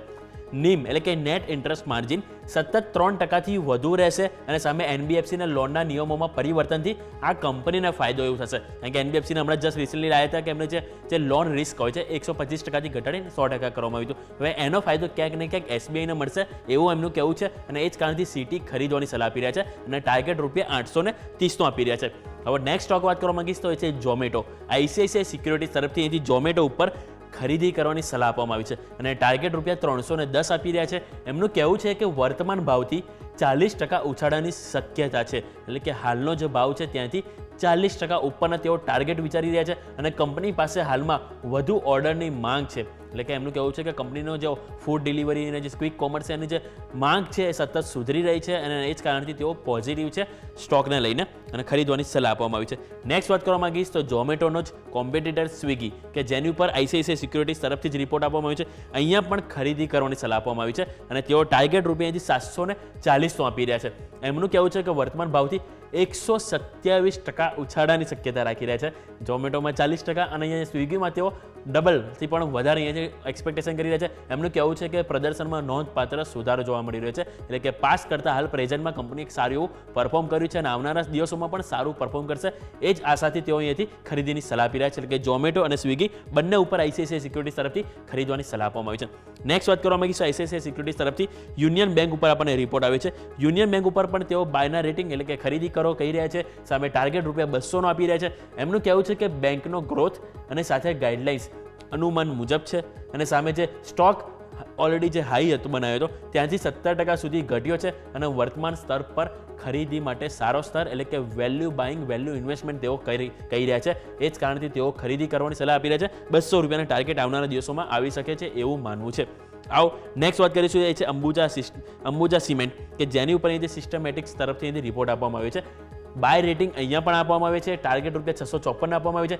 સિમેન્ટના ભાવમાં અંદાજિત 10% વધારો થવાનો છે અને એ કારણથી અહીંથી કંપનીને ક્યાંક બેનિફિટ મળશે અને કંપનીનું ફોકસ છે એ વધુ ગ્રોથ વધારવા ઉપર અહીંથી ખાસ કરીને હશે એવું એમનું માનવું છે. એટલે અહીંયા પણ ઓવરઓલ કોમેન્ટરી પોઝિટિવ છે અને કિંમતમાં વધારો થશે જેના કારણે ક્યાંક ને ક્યાંક કંપનીને અહીંથી ઓવરઓલ પોઝિટિવ રહેશે એવું એમનું માનવું છે. એ જ કારણથી અહીંથી ખરીદી કરો 656 ટાર્ગેટ. અને બીજું વાત કરવા માંગીએ છીએ અંબુજા સિમેન્ટનો જ આપણે કહી શકાય કે કોમ્પિટિટર્સ કે અલ્ટ્રાટેક સિમેન્ટ કે જેની ઉપર અહીંયાથી બાય રેટિંગ આપવામાં આવે છે. લક્ષ્યાંક ₹12,660 આપવામાં આવ્યો છે. એમનું કહેવું છે કે જે કંપનીનું ફોકસ પરફોર્મન્સ અને માર્જિન સુધારો પર સતત રહેશે. મીડિયમ ટર્મમાં સ્થિર ગ્રોથની આશા છે. એટલે કે ઓવરઓલ અત્યારે હાલ જે એમની જે સ્થિરતા જોવા મળી છે હજુ પણ યથાવત રહેશે મીડિયમ ટર્મમાં. પરંતુ ઓવરઓલ તેઓ એમને કહી રહ્યા છે કે ફોકસ છે કંપનીના પરફોર્મન્સ અને સાથે સાથે માર્જિનને ઇમ્પ્રુવમેન્ટ કરવા ઉપર હોવું જોઈએ એવું એમનું માનવું છે અને આ જ કારણથી તેઓ અહીંયા પણ પોઝિટિવ છે બાય કરવાનું કહી રહ્યા છે અને અહીંયા પણ ખરીદી આપણને 12,660 એટલે આપણે સેગમેન્ટ આપણે જોયું તો સિમેન્ટમાં અલ્ટ્રાટેક અને અંબુજા સિમેન્ટ બંને ઉપર આપણને અહીંથી સિસ્ટમેટિક્સ તરફથી ખરીદીની સલાહ આપવામાં આવી છે. ઝોમેટો અને સ્વિગી ઉપર આપણને અહીંયાથી આઈસીઆઈસીઆઈ સિક્યુરિટીઝ દ્વારા ખરીદી કરવાની સલાહ આપવામાં આવી છે અને સામે એસબીઆઈ ઉપર આપણને સિટી દ્વારા એટલે કે દરેક સ્ટોક ઉપર આપણને અલગ અલગ બ્રોકરેજ હાઉસના રિપોર્ટ આવે છે કે જેઓ ખરીદી કરવાની સલાહ આપી રહ્યા છે. યસ ઓકે, તો આ બધા જ રિપોર્ટ્સ છે કે જેને ધ્યાન પર રાખવાના રહેશે. અમે ખૂબ ખૂબ આભાર આપનો અમારા સાથે જોડાવા માટે થઈને. તો આ બધામાંથી 2 સરકારી બેંક્સ છે. એક છે સિટી યુનિયન બેંક, અહીંયાથી ખાસ જેના ઉપર તમે નજર રાખો. પણ મેઇન ફોકસ જે છે તે આજે रिपोर्ट दरमियान જોવા મળ્યું હતું તે હતો एसबीआई. अंशुल जी, सिटी की ओर से एसबीआई पे रिपोर्ट दी गई है 830 रुपये के टारगेट्स के साथ और उन्होंने सेल से बाय रेटिंग की है. सबसे बड़ी हाईलाइट ऑफ द रिपोर्ट ये है कि उनका रेटिंग सेल का था, वहाँ से खरीदारी की उन्होंने सलाह दी है. एसबीआई को कैसे देखे सर? सर एसबीआई में मेजर सपोर्ट था 731 707 रुपए. 2 दिन हम उसके नीचे जाके क्लोज किए. कल हैमर बना और आज रिकवरी आई है. तो पहला सपोर्ट जो था मतलब आखिरी जो सपोर्ट था 707 उसको हमने रिक्लेम किया है. अगर 2 से 5 सेशन में 732 रुपए का भी लेवल रिक्लेम कर लेता है तो एक शॉर्ट टर्म बॉटम बन जाएगा और इस स्टॉक में रिकवरी स्टार्ट हो जाएगी करीब करीब 780 रुपए के लिए.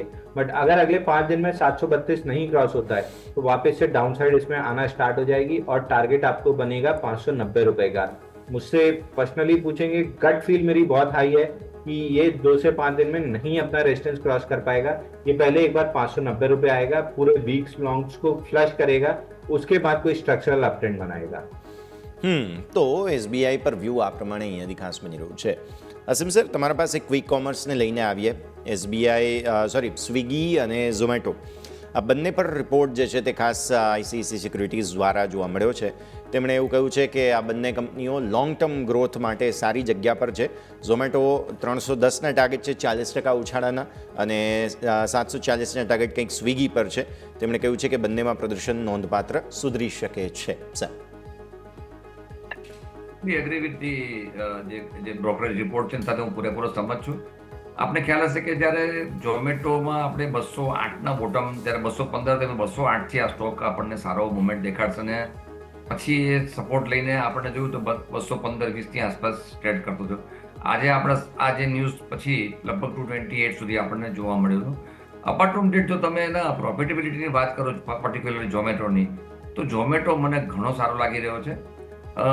જે લાસ્ટ જે રિઝલ્ટ હતું એમાં જે બ્લિંકિટના હિસાબે એક સમયમાં બ્લિંકિટ વોઝ કોન્ટ્રીબ્યુટિંગ સમથિંગ, જ્યારે આમાં એક મોટું કેપેસના કારણસર આપણને લાસ્ટ ક્વાર્ટરમાં બ્લિંકિટમાં પ્રોફિટ ઓછો જોવા મળ્યો.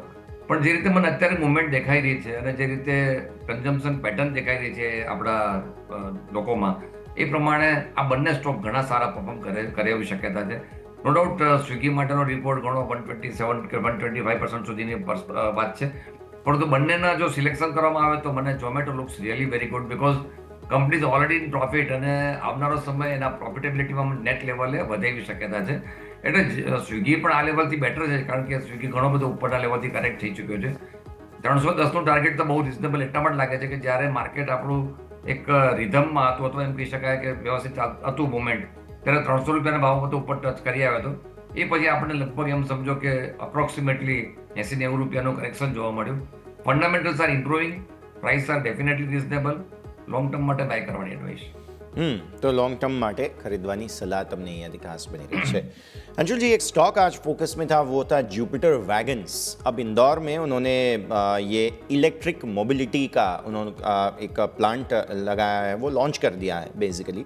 और यहाँ पर ELCV लाइट कमर्शियल व्हीकल्स जिसे बोलते हैं, वो बैटरी ऑपरेटेड वो बनाने वाले हैं. सालाना कुछ 8 से 10 हज़ार की कैपेसिटी उनकी रहेगी. स्टॉक आज एक्शन में था सर. देखिए यशी, आपको याद होगा ये सारे स्टॉक्स में जब मैंने बाइंग क्लाइमेक्स कॉल आउट किया था जुलाई में 724 रुपए पे, जब JWL में बाइंग क्लाइमेक्स की हमने बात की थी, 445 और 299 ये हमारे टारगेट थे. 299 तक आ गया है. यहाँ से पुल बैक या बाउंस बैक में रूल आउट नहीं कर रहा हूँ. बाउंस बैक आ सकता है थोड़ा ऊपर में एक 40-50 रुपए का, but next leg of down move में जब ये 299 तोड़ेगा तो टारगेट बनता है आपका 168.5 का. 168 रुपए 50 पैसे आते हुए दिख रहा है. यहाँ से बाउंस बैक में रूल आउट नहीं कर रहा हूँ. बाउंस बैक जरूर आ सकता है 8-10% का, बट मेरे को कोई बड़ी तेजी, स्ट्रक्चरल अपट्रेंड इस टाइप की कोई चीज नहीं दिख रही है. बाउंस बैक है, उसके बाद नए लोस बनेंगे और ये नए लो आपको 168.50 तक ले जाएंगे. 168 રૂપિયા 50 પૈસા સુધી આગળ જતા લઈ જઈ શકે છે. નજર રાખો તમે જ્યુપિટર વેગન્સ પર. અસમ સર, તમારા સાથે ચર્ચા કરીએ તે છે અહીંયાથી ખાસ ટાટા ઇન્વેસ્ટમેન્ટ.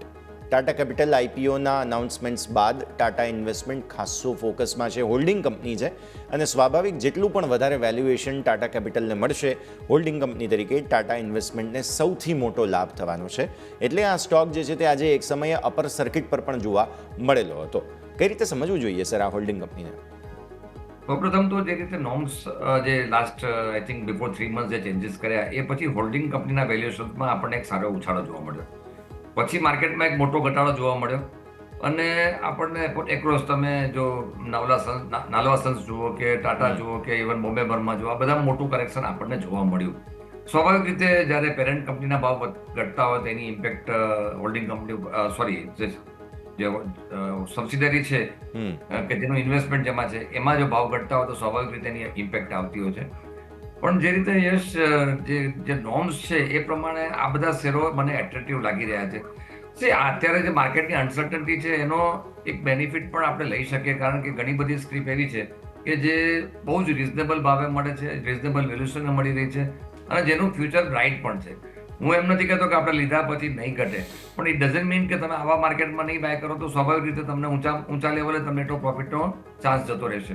એટલે બે વસ્તુ હું ચોક્કસ જોઈશ કે ધીસ ઇઝ અ માર્કેટ કે જ્યાં તમારે કોન્સ્ટન્ટ વોચફુલ રહી સારી વેલ્યુએશનવાળી સ્ક્રિપ, સારા મેનેજમેન્ટવાળી સ્ક્રિપ ઉપર વોચ રાખવું જોઈએ.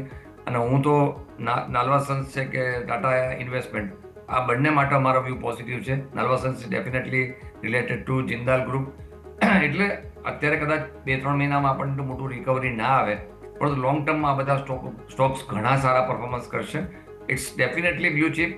એટલે વધઘટ માર્કેટનો એક ભાગ છે. બની શકે કદાચ લીધા પછી થોડું કરેક્શન પણ આવી શકે, પણ એને બદલે ઇન્વેસ્ટરના એંગલથી હું જો વાત કરતો હોઉં તો આઈ એમ એબ્સોલ્યુટલી મારી એડવાઇસ છે કે બાય કરો. તો હોલ્ડિંગ કંપનીઓ ડેફિનેટલી અહીંયાથી ખાસ ખરીદારી કરવાની સલાહ તમને બનતી જોવા મળી રહી છે. નજર રાખીશું. एक स्टॉक जिसमें आज बहुत पिटाई हो गई वो था पेटीएम. ऑब्वियसली एनफोर्समेंट डायरेक्टरेट की ओर से विदेशी फंड जो मिला है उनको, उसको लेकर उन्होंने RBI को जानकारी नहीं दी, ऐसा आरोप था और कुछ इंक्वायरी वगैरह भी हुई है. ये स्टॉक न्यूज़ बेस्ड को कुछ ज़्यादा ही एक्शन दिखाता रहता है. आप कैसे देख रहे हैं अंशुल जी इसे? देखिए, डबल बॉटम का जब वीकली पे ब्रेकआउट आया था तब भी हम कह रहे थे कि रनअवे ब्रेकआउट है, फेल होगा 998 पे, और वहां से पहला टारगेट जो हम डाउनसाइड एक्सपेक्ट कर रहे थे वो 669 637 की जोन है. तो प्रोबेबली 1-2 हफ्ते में आपको ये रेंज आती हुई दिखेगी. और जिससे आपका स्ट्रक्चर है, अप ट्रेंड में वॉल्यूम था, इस पूरे करेक्शन में वॉल्यूम नहीं है, तो मेरे ख्याल से खराब न्यूज का बहुत ज्यादा इफेक्ट आना नहीं चाहिए. 637 669 की जोन में अगर कहीं रिजेक्शन बनता है वीकली चार्ट पे तो एक बार आप बाइंग ट्राई कर सकते हैं, क्योंकि स्टॉक में ऐसा लग रहा है कि डाउनसाइड डन है. यहाँ से नीचे जाने जगह कम है, ऊपर जाने ज्यादा है, बट ये नहीं बोल रहा हूँ आउटराइट बाई कर लीजिए. 637 के अराउंड कहीं रिजेक्शन बनता है वीकली चार्ट पे तब बॉटम फिशिंग स्टार्ट करना चाहिए. તો બોટમ ફિશિંગ કરવું હોય તો આ લેવલ્સ ખાસ તમારે ધ્યાન પર રાખવા જોઈએ. એક વખત હજુ પણ ઘટાડો આવી જવા દો. એક સ્ટોક આજના દિવસે ફોકસમાં હતો તે હતો આસ્ક ઓટોમેટિવ. આસ્ક ઓટો 5%ની અપર સર્કિટ હતી એક સમયે, જે જાપાનની કંપની છે ક્યુસુ યાંગવા સેકી, તેની સાથે તેમણે કરાર કર્યા છે અને કરાર 2 wheeler high pressure diecast alloy wheel માટેના કર્યા છે. આપણે ત્યાં વાહનોમાં બ્યુટિફિકેશનની પરંપરા જે છે તે ખાસ ચાલતી આવી છે, પણ જે ઓટો મેન્યુફેક્ચરર બનાવીને આપે એ જ રાખવું પડે બિકોઝ ઓફ આરટીઓ વગેરેના રૂલ્સને કારણે. હસીમ સર, આ જે નવા અલોય વ્હીલ્સના જે પર્ટિક્યુલરલી એમણે ટાઈઅપ કર્યું છે તેના સમાચાર બાદ સ્ટોકમાં સારી મજબૂતી હતી. Ask automotive. આસ્ક ઓટોમેટિવ આજના ન્યૂઝ તો ડેફિનેટલી પોઝિટિવ છે કંપની માટે, પણ તમે એના ફંડામેન્ટલ જુઓ, એની કેપિટલ બેઝના પ્રમાણમાં પ્રોફિટેબિલિટી જુઓ, અને જે ઓટો એન્સિલરીમાં એક જે કંપની સપ્લાય કરે છે એનો માર્કેટ શેર પણ ઘણો સારો છે. Fundamentally very strong company, capital base પ્રમાણમાં નાનો, અને જે એનો ગ્રોથ છે, ઓફકોર્સ આ ન્યૂઝ તો ઘણા સારા છે, પણ અધરવાઇઝ ઓલ્સો આ સ્ટોક માટે મારું એવું પોઝિટિવ છે. આવા માર્કેટમાં જેમ મેં હમણાં ચર્ચા કરી કે માર્કેટમાં જ્યારે આવી તક મળતી હોય તો ડેફિનેટલી બાય કરવું જોઈએ. ઓફકોર્સ આજે ઉપરના લેવલે છે, થોડુંક ન્યૂઝને ડાયજેસ્ટ કરવા દો, પરંતુ મેં મારું વન્સ અગેન રિપીટ કરું છું કે આવા માર્કેટમાં બાઇંગની, સારા સ્ટોક બાઇંગ કરવાની મોટી ઓપોર્ચ્યુનિટી બનતી હોય છે. અને અગેન આ શોર્ટ ટર્મ વ્યૂની વાત નથી, લોંગ ટર્મ વ્યૂની વાત છે, અને એમાં જ પોર્ટફોલિયો બનતો હોય છે, મારો અનુભવ છે. તો મારી બિલકુલ સલાહ છે કે ઇવન આજે આ ઓટોમોબાઈલની આપણે વાત કરી એ પણ ફંડામેન્ટલી વેરી સ્ટ્રોંગ કંપની છે, તો બાય કરવાની એડવાઇસ રહેશે ઘટાડે. તો આસ્ક ઓટો અહીંયાથી ખાસ વ્યૂ પોઝિટિવ બનતો જોવા મળી રહ્યું છે. નજર તમારે જરૂરથી રાખવાની રહેશે. આગળ વધીએ, એક બ્રેકનો અત્યારે ફિલહાલ સમય થઈ ગયો છે. બ્રેક લઈશું અને બ્રેક બાદ ફરી એકવાર આપણી રજૂઆતને આગળ વધારીએ.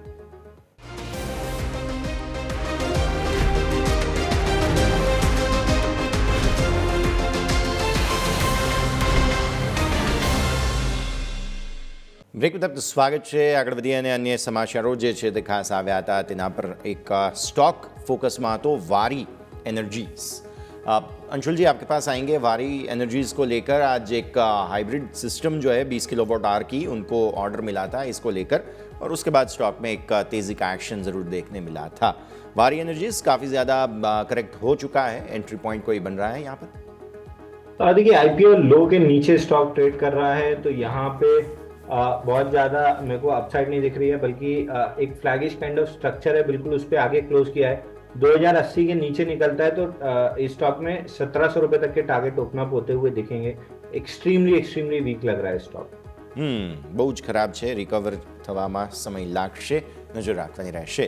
હસીમ સર, આજે એપીઆઈ કંપનીઓ ખાસ ફોકસમાં હતી, કારણ કે જે આઇબુપ્રોફેન છે તેના ખાસ સપ્લાય ચેઇન ડિસરપ્શન્સ થયા છે, તેથી પ્રાઇસ હાઇક થઈ ગયા અચાનક જ આઇબુપ્રોફેનના. સો વિનતી ઓર્ગેનિક્સ, આઈઓએલ કેમિકલ્સ અને ગ્રેન્યુઅલ્સ ઇન્ડિયા 3 કંપનીઓ છે કે જેમાં થોડું એક્શન જોવા મળેલું હતું. તમે કઈ રીતે જુઓ છો આ બધી એપીઆઈ કંપનીઓને? એપીઆઈમાં આવા ન્યૂઝની હિસાબે ચોક્કસ ડેફિનેટલી કંઈક પોઝિટિવ થતું હોય છે, પણ લોંગ ટર્મ વ્યૂથી બહુ મોટો એની ઇમ્પેક્ટ નથી આવતી હોતી, કારણ કે આ એક શોર્ટ ટર્મ માટેનો વ્યૂ હોય છે. પછી અગેન આમાં ઇમ્પોર્ટ થઈને સપ્લાયને પેલું એ થતું હોય છે, પણ શોર્ટ ટર્મ માટે it's okay, but long term આ વ્યૂઝથી લેવાની મારી એડવાઇસ નથી બનતી.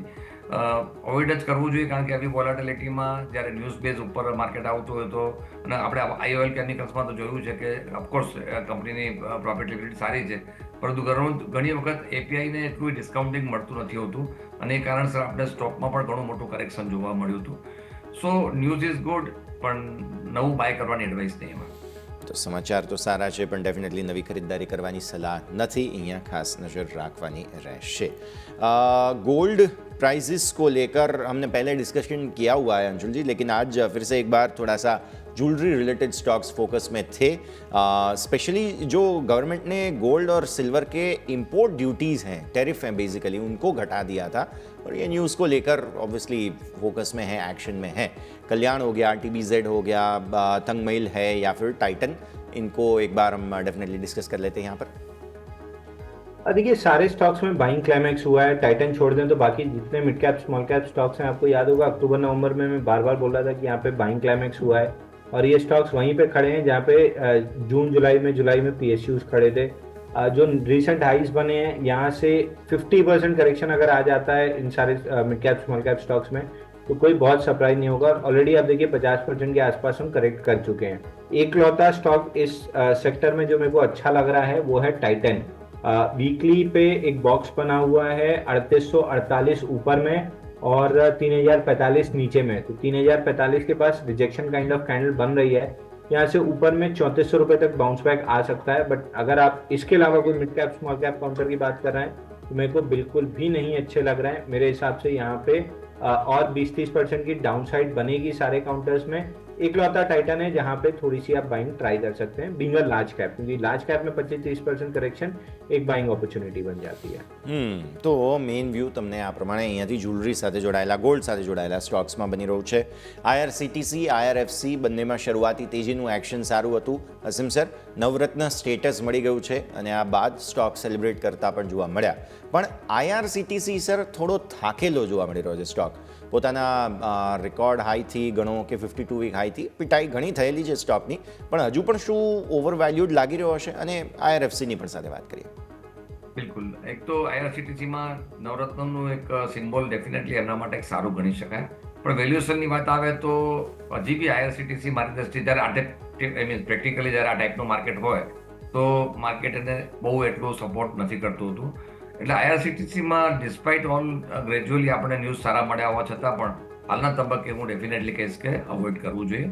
લેટ્સ સી કે આમાં એક જ વસ્તુ છે, અંશુલજીનું પણ કહેવું છે કે માર્કેટ હજી કયા લેવલે સપોર્ટ લેશે એ હજી કહેવું મુશ્કેલ બને છે। અને જ્યારે માર્કેટનો સેન્ટિમેન્ટ યસ ખરાબ થતો હોય ને ત્યારે ઘણી વખત સારી ફંડામેન્ટલ સ્ક્રિપ્ટ પણ આપણે કરેક્શન આપતી હોય તો ઘટતી હોય છે। એમાં પણ જો વેલ્યુએશન થોડા બી મોંઘા હોય તો માર્કેટ એને લાઇટલી લેતું નથી હોતું, એટલે આવા સમયમાં એટલીસ્ટ IRCTC અવોઇડ કરવાની સલાહ છે। As per as IRFC is concern, હું ફંડામેન્ટલ ડેફિનેટલી સારું કહીશ કે બેટર કંપની છે, બેટર એના પરફોર્મન્સ છે। પણ અગેન જ્યારે આવું એક કન્ઝર્વેટિવ વાત કરતા હોઈએ અને માર્કેટની સેન્ટિમેન્ટ ક્લિયર ના હોય તો થોડી રાહ જોવાની કહેતા હોઈએ, પણ આ બધા સ્ટોક મેં જેમ કોઈ IRFC ડેફિનેટલી એક વોચ લિસ્ટમાં મૂકવું જોઈએ। That looks definitely very good. પણ અગેન આપણે થોડું હજી પણ 4-5 દિવસનું ટ્રેડિંગ જોયા પછી નવું બાઇંગ કરવું જોઈએ એવું મારું માનવું છે।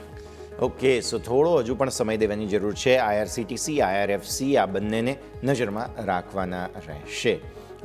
आगे बढ़ते हैं। Auto ancillary tyre stocks specially बहुत ही बड़ा प्रॉफिट बुकिंग आज देखने मिला है। अंशुल जी, आप JK टायर देख लीजिए, MRF देख लीजिए, सारे में प्रॉफिट बुकिंग आज हैवी आती हुई देखने मिली थी। कैसे देखें सर टायर स्टॉक्स को? देखिए JK टायर में 275 का लास्ट सपोर्ट था वीकली चार्ट पे जो टूट गया है, तो अब यहाँ से नेक्स्ट डाउन साइड जो खुलती है वो खुलती है 203 रुपए तक, और मेरे को हाई प्रोबेबिलिटी है कि 203 रुपए आ जाएगा, बट उसके पहले एक पुल बैक आपको 280-285 रुपए तक दे सकता है। दूसरा सीएट है। MRF इतना बड़ा है कि जनरली कोई ट्रेड नहीं करता है तो हम लोग वॉच भी नहीं करते हैं। सीएट अगला काउंटर है, यहाँ पे डबल फील्ड ब्रेकआउट है 3200 पे, पहला ही टारगेट नीचे में डाउन साइड 2185 का दिख रहा है लॉन्ग लिक्विडेशन का, जो एक माइनर सपोर्ट है। उसके नीचे एक मेजर सपोर्ट है 2037 पे, तो ये स्टॉक मेरे को 2037 आते हुए दिख रहा है। ઓકે, તો આ સ્ટોક પર આપણે ખાસ નજર રાખવાની રહેશે।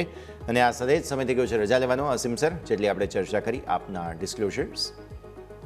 યસ, આપણે શો દરમિયાન ઘણા શેરની ચર્ચા કરી। અમારા કોઈ પણ સ્ટોક ફેમિલીના પોર્ટફોલિયોમાં કે મારા પોર્ટફોલિયોમાં નથી। જે અમે ઓપિનિયન આપ્યો છે મારા સ્ટડી ઉપરથી આપ્યો છે। વ્યુઅર્સને મારી એડવાઇસ છે કે જ્યારે પણ આપ નવું ઇન્વેસ્ટમેન્ટ કરો, આપના ફિનાન્શિયલ એડવાઇઝરની સલાહ લઈને પછી જ કરો। યસ, આપનો અંશુલજી, આપનો बहुत बहुत આભાર, ખૂબ આપનો આભાર। Thank you. अंशुल जी, आपकी ओर से डिस्क्लोजर्स। देखिए मेरे पर्सनल पोर्टफोलियो में रिलायंस और बैंक बीज है, इसके अलावा मेरे पर्सनल पोर्टफोलियो में कुछ भी नहीं है। मैं यही 2 काउंटर्स ट्रेड करता हूँ, तो मेरे पास ये 2 लॉन्ग है। बाकी क्लाइंट्स के या चूँकि हम ब्रोकिंग हाउस हैं तो बहुत सारे शेयर्स हम क्लाइंट को रिकमेंड करते हैं, तो कुछ ना कुछ क्लाइंट्स के पोर्टफोलियो में जरूर होंगे। मेरे पर्सनल पोर्टफोलियो में यही 2 शेयर। બિલકુલ, બહુ બહુ શુક્રિયા અંશુલજી. અસીમ સર, ખૂબ ખૂબ આભાર આપનો સમય ફાળવીને અમારી સાથે જોડાયા તે બદલ. તો ભારતીય માર્કેટ્સમાં આજે ન્યૂનતમ સ્તરોથી રિકવરી આવી છે. ફરી એકવાર એક દિવસ કન્ફ્યુઝનનો રહ્યો. આજે સેન્સેક્સની એક્સપાયરી હતી ને એ દિવસે રેન્જ બાઉન્ડ કારોબાર જોવા મળ્યા છે. હવે આવતીકાલે બુધવાર, અને બુધવાર કરતાં પણ મહત્વનું એ છે કે ટ્રમ્પ સાહેબ સવારે 7:30 વાગે બોલવાના છે. શું તેઓ નવી સરપ્રાઇઝ કોઈ લાવે છે કે નહીં તેના પર નજર રહેશે. આ સાથે જ આ શોમાં હાલ બસ આટલું જ. મને યશના આપશે રજા. આગળના અપડેટ્સ માટે આપ જોતા રહો ન્યૂઝ કેપિટલ ગુજરાત.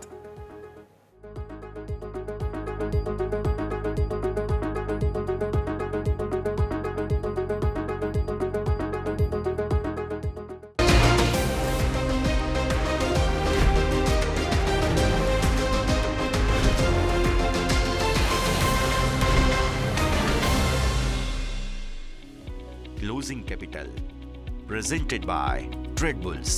अब ट्रेडिंग सबके बस की बात है. को powered by net protector. Protect your digital life.